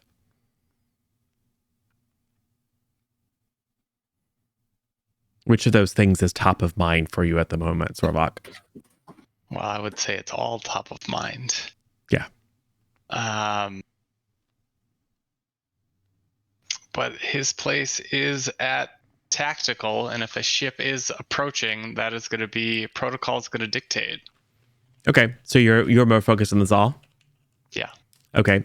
Who would like to be focused on figuring out what the heck the Borg are doing? It's me, sensors guy, who's Yeah. who's been telling them, well, I don't know, maybe, but I can't possibly. All right. So, yeah, the hailing frequency is open. Commander Desetti says, put it on the main screen, and it is a Zal, so humanoid, a little bit of a forehead ridge, some slight colorations, but very kind of close to human standard. And he is smiling at you. Dark hair and a bit of a uniform. Welcome, strangers. What brings you to this part of space? You seem to be, or at least these ships seem to be, in some degree of distress. Is there any aid that we can offer?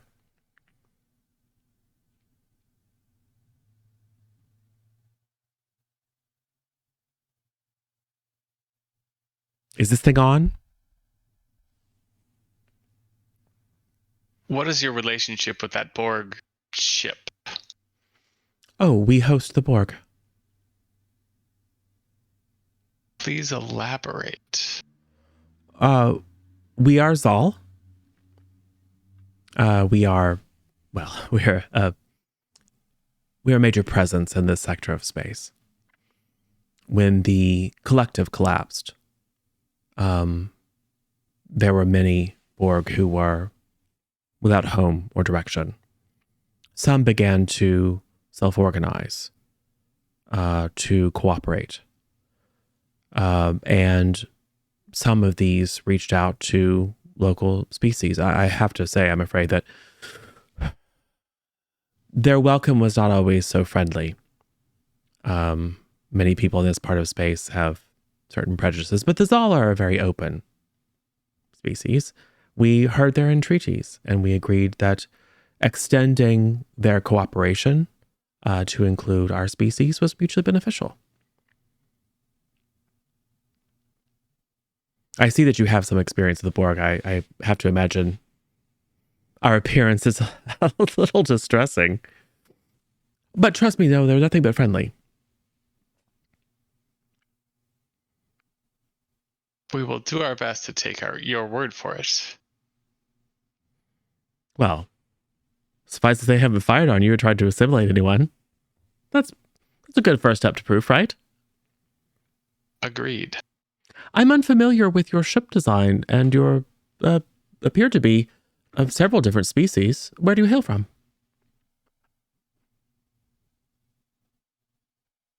Oh, he'll list off like the full registry. Starfleet. You're a Starfleet ship? Well, this is amazing. What a wonderful day.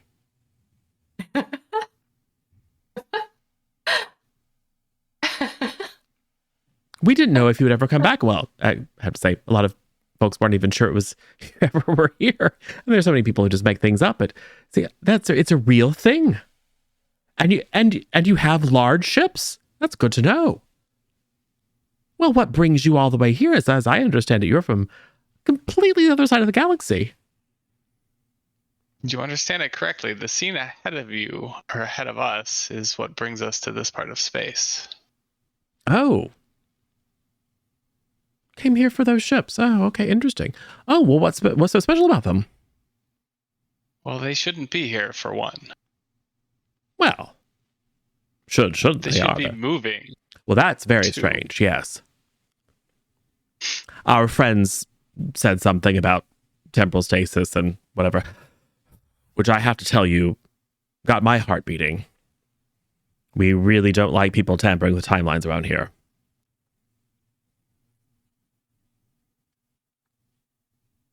You're not here to tamper with the timeline, are you?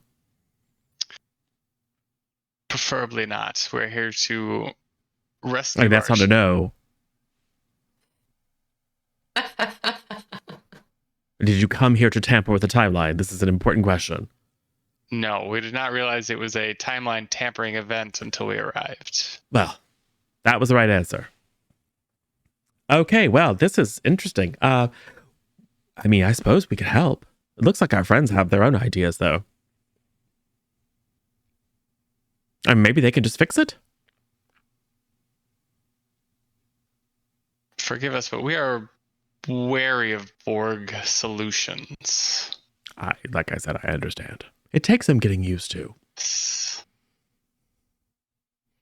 A lot of them are very good at this sort of thing. They're kind of boring. Kind of just like come together and look at each other. It's very weird. Just sit in awkward silence all the time. Anyway, but that's cultural chauvinism on my part. We are all learning to work together. I mean, things have changed a lot since your Voyager was here. I mean, some things got better, some things got worse, as happens. But anyway, we're very, very excited to find more members of Starfleet. You must return to the Zal homeworld. There's so much that our scientists and diplomatic ministers would love to learn. And we can fill you in on the changes here. Do you plan to stay around for a while? Also, how did you get here?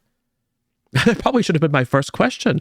But as we understood it, their Voyager was... Oh, did it ever get back? It did. Oh, see, I'm asking things completely out of order. Did Voyager make it home? Is that why you're here? Are you here looking for Voyager? There's so many things. I should host your excellent crew for a dinner.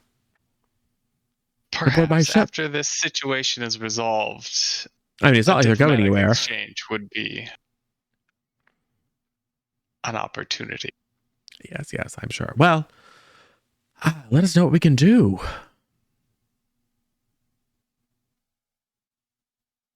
Or we can just sit here and watch. You seem to be experts in time. Oh, not us. That was the Krenim. Krenim. Yes. There aren't many of those left. But the Borg know some things, or at least they say they know some things about temporal mechanics.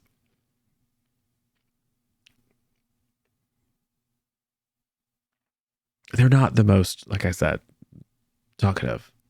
It's usually like, we will handle this. I'm just like, all right, handle it then. It's fine. Anyway, maybe we just sit here. We could chat. I mean, they're probably going to handle it right now. Yeah, Sorvak is definitely feeling out of his depth. He is not usually the talker. He's the channel opener, the watcher. So We'll say Naseni is in the captain's ready room, strategizing with the captain or something. Cool. So, Ellis. Yeah. Various high-powered sensor scans begin probing space and time near the anomaly. I scan their scans. Yeah.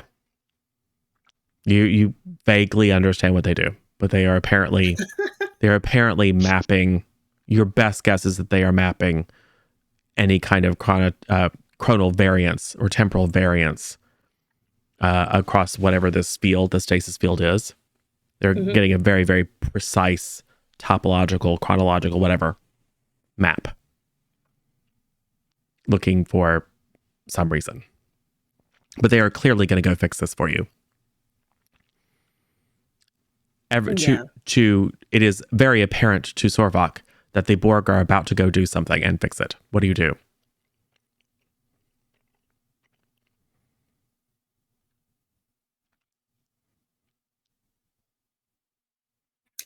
I think I will state, I think they are going to try to fix the temporal issue as a sign of good faith. Yes. Sorvak, do you think that's a good idea? Dr. Pren, do you think that's a good idea?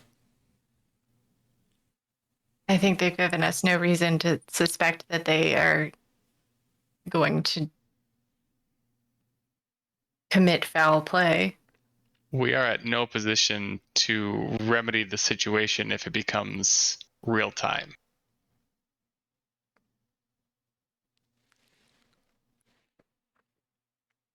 We will need to prepare for casualties, for potential boarding of the Pioneer. Our ship is not in battle status. Oh, okay. I guess I'll talk at the mother again and say, before you fix the situation, is that just going to send them into real time again?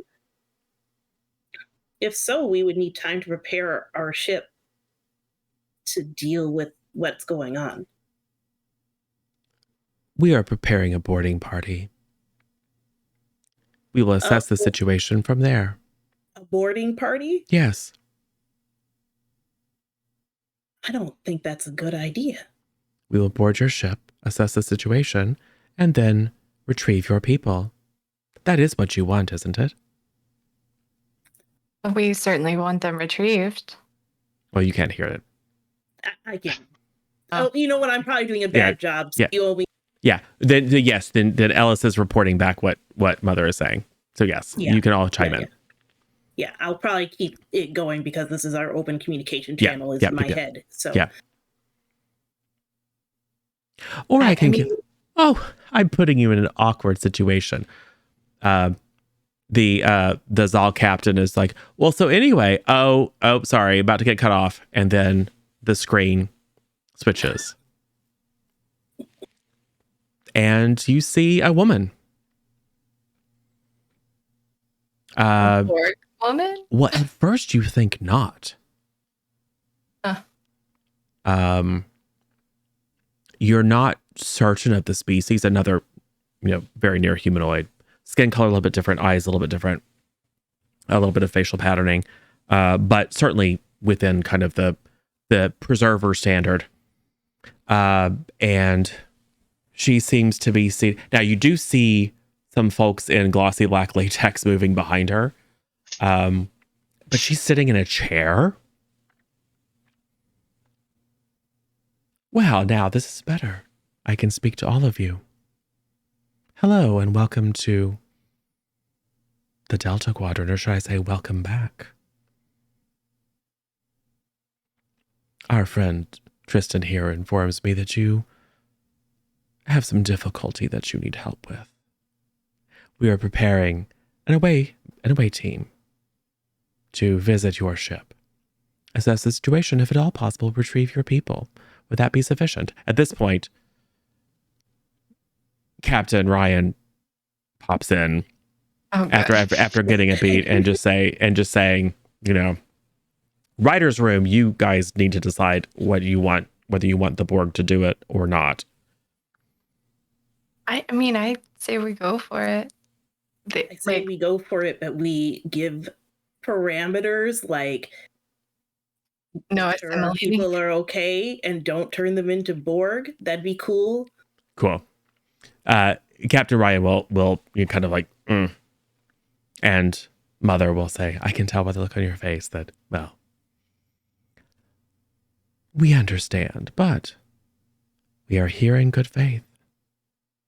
It's just the one ship, and we've brought some friends with us to show that we are effective at cooperating with others who are non-Borg. Things have changed. We have adapted. So, and Captain Ryan will say, it's not like we have a lot of options with hours of prep time. We could probably find a solution that might work. And so they will say, yes, but do we have your assurances that you're not going to assimilate our people? And Mother will say, we cooperate. We don't assimilate. Yes, we will retrieve your people. Well, we will assess the situation and retrieve your people if at all possible. So you're going to let them do it. So they do. Within 15 minutes, you get a visual feed from the bridge.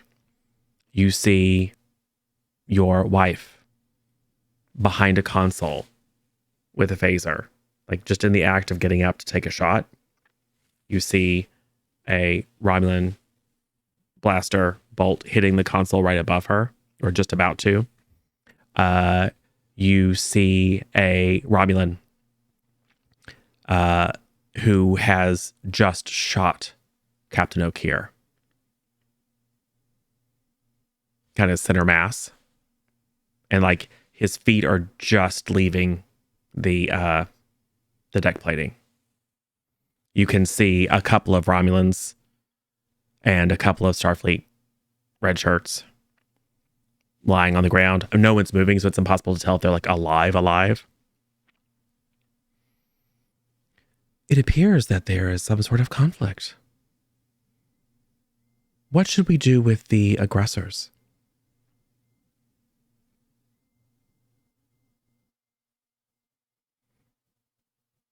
Shall we assimilate them? No. And then find out that one of them is a member of a super secret sect that holds an ancient warning in their head that makes the Borg go crazy. Yeah. Let's not. We have it. Yeah, that's going to happen in a decade. So it appears that, and then it's like she's listening. She cocks her head for a second and her eyes go, Romulans, yes? It appears that they're doing their best to take over your ship and kill your crew. Do you want them retrieved as well? Retrieved and contained. We can contain them. Oh, by the way, there's like 150 Borg on Pioneer. Oh, this is just crawling with Borg. Yeah, it is crawling with Borg. Have they found the prophet? Do you ask? I mean, Ellis was thinking it probably, and he didn't stop listening. So it's true. Oh, yeah. So yeah, just in the middle of, you see her go, oh, interesting. Well, you're gonna have a story to tell, won't you? Don't worry, we'll take care of it for you. I assume you want all the computer logs as well. yes. Okay. Happy to oblige. So it takes probably 20 minutes. And all of the Borg signatures leave Pioneer and the Romulan ships, as does probably a lot of other stuff. And then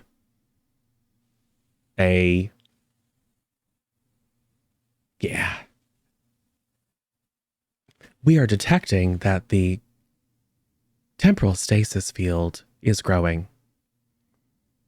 It is likely that the growth will accelerate and potentially compromise greater and greater areas of space. We should probably do something about that, don't you think? Do you want to give it a try, or should we? I can tell by the looks on your faces. And then she does that. She, blinks her eyes, and then a massive torpedo fires from the ship. You guys are close. This is problematic, but it warps. It does that kind of that visual distortion thing, like when on the other end of the wormhole, and slows and impacts the Pioneer. And you watch as in very, very slow motion, it begins to just rip through the saucer section. And pretty soon you see it just blowing up. It's like the worst thing you've ever seen. This ship being blown to shreds. Big chunks of the hull are just atomized. Chain reactions, the other Romulan ships, but it's going to take it probably several hours to fully explode.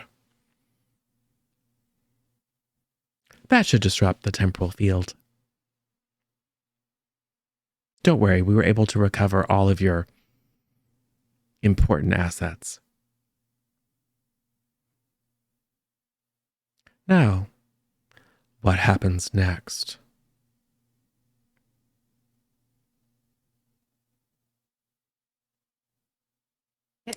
Maybe next time. Okay. We can, as the smile drops a little bit and she gets a little bit more predatory looking. Where do we go from here? She has all your people. And all your stuff. And just so we get the looks of on everyone. It's like, it also appears that your captain is in need of some medical treatment. Would you like us to handle that too? You need him transferred here. Yeah, we'll end with, and there's like, and because she is who she is, she like shows you a screen of or broadcasts the image of some. They look drone-like, but less drone-like. Like they're not fully covered, but they have a little bit of that kind of stilted movement thing, and they are dragging Captain O'Keefe. Massive disruptor blast to the chest. Yeah, that's gonna interfere with his ability to maintain equilibrium for a symbiont. Yeah, and we do get a glimpse of your wife, Sorvok, who is freaking right out because she's surrounded by Borg. She was just in a firefight with Romulans, and now she's on a Borg ship. Yeah. But one of the Borg that is kind of like the woman you've been talking to, like not a lot of obvious implants. You don't have sound, but is holding up hands like, oh, it's fine. It's okay. Like, look, we're not armed. You guys move back. Give her some space. Like like you can see non-Borgy style communication happening. And you see her kind of calm down a little bit. And that's when she's like, we have everything you care about. And your captain needs some stuff. Would you like to do another favor for you? And then we'll fade to black. So it's fine. No problems at all. You had them handle it for you. I'm going to punish you because I had a whole fun, beautiful thing for when you apply the scientific method to create little personal time bubbles that you could go onto the ship with the ever-present threat of the Borg outside. But no, you just let the Borg do it for you. You sure did. We can trust them. It's fine. She seems nice. Sure does. Yeah, seems great. Nice. Yeah. Elf has great judgment.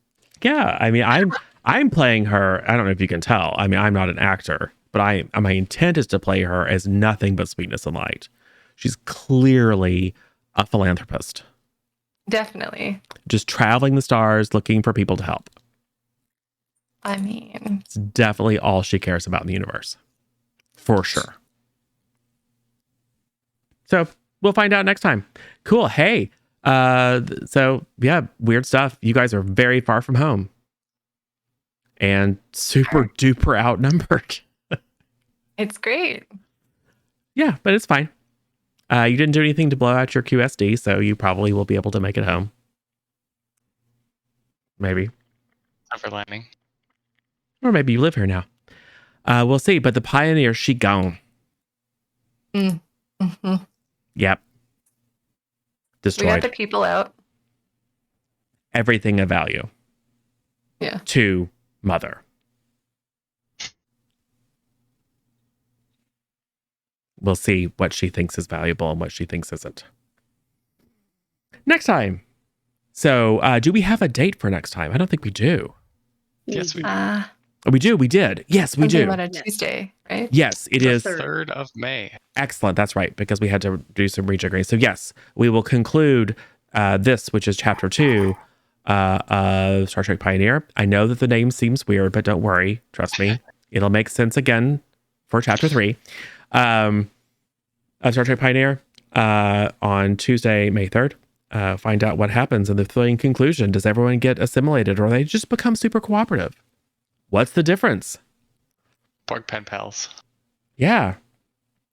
Will Ellis be court-martialed for sharing everything with a lady who happens to run the Borg, but is definitely not a Borg queen? Certainly not. She's a Borg mom. It's totally different. Yeah. Yeah. So it'll be fine. Will Pren ever be able to teach SJ to play tennis in a way that's not like a battle? Will Sorvak be reunited with his wife? And will she be a Borg when that happens? Tune in next time to find out. Hey, you can stay with her forever. I mean, you guys are close, but you'd be much closer if you're part of Collective. So think about it. I'll send our few thousand closest friends. Yeah, exactly. So cool. Hey, why don't we share the thing that we do when you tell us who you are and where people can find you next? We'll do the same order. Hi, my name is Hell Has Some Fury, and I play games on Twitch. Hell Has Some Fury. And tomorrow, I do believe I'm playing games with Justice, Oh, excellent. who is in the chat right now. I just saw that. I was like, wait, who is pretending to be Juice in chat? Oh, Juice is actually here? Wow. It's actually Justice. Authentically. Cool. Mish. All right, I am Misha, or Misha Less Than 3 on Twitch. I don't really stream, but I do hang out at the Juice to TV program sometimes. You can follow me on Twitter at Misha Weha. That's Misha, which is with a WEHA at the end. Excellent. And Rith. Hi, I'm Rith. You can find me on this channel. This is my only delve into streaming. Otherwise, I like to lurk and support and throw fun complications at the other TTRPGs you can watch here, or try and get Hell to taste some delicious licorice. Yep, I like to hang out and throw shade at Mr. Juice's TV as well. Yeah. Suddenly everyone's talking. Juice shows up. Suddenly everyone's talking about him. You should show up more often. People will give you compliments or talk about how old you are. Thanks, SJ. Yeah. So I am. I'm also the same age as Juice, so I'm not. I'm not taking the piss, or I'm taking the piss out of both of us. I am Zero or Zero Daylight or Michael or DM or GM or Keeper or Admiral or whatever it happens to be. I play games here a couple times a week, and when we can get our act together, which may be sometime soon, probably not this week, I play games over the Juice to TV program and Lissa T channels on Sunday afternoon/evenings with Juice and Lissa and Meg.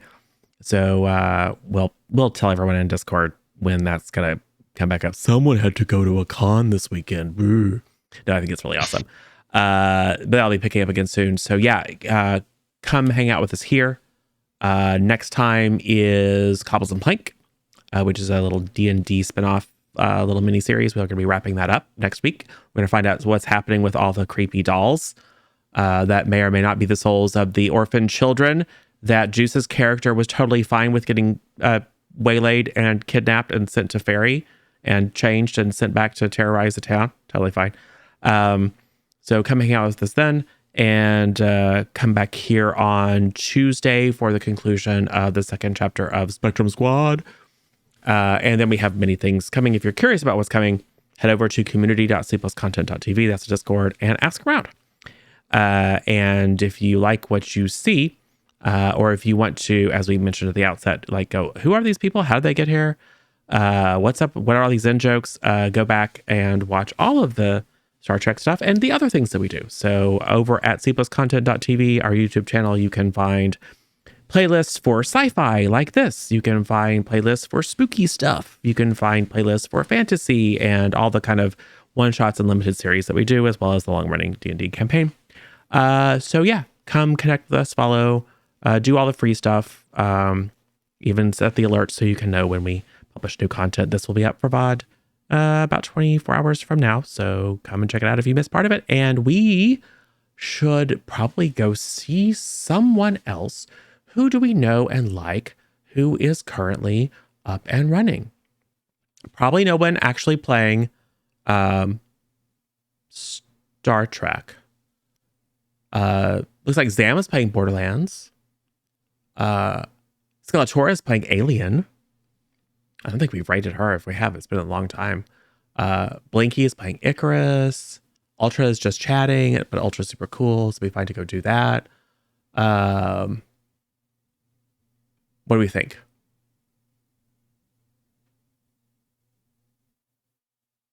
Alien sounded intriguing. Cool. Yeah, and I can't remember if we ever rated Skeletora, and she's super cool. So if you don't know Skeletora, she is super duper awesome. We know her, we love her. She was one of our guest ghosts, guest player in our big D&D campaign. So go and show her the love. Drop the raid calls in to let her know that you're coming to hang out with her. I will remember how to type and which chat to put it in, which always takes me 5 minutes. Cool, I did it right. Awesome. Go say hi to Skeletora, come back and see us on Saturday, and come connect and hang out with us because we're kind of cool. Awesome. Cool. Thanks, everybody. Bye, y'all. Bye. Bye.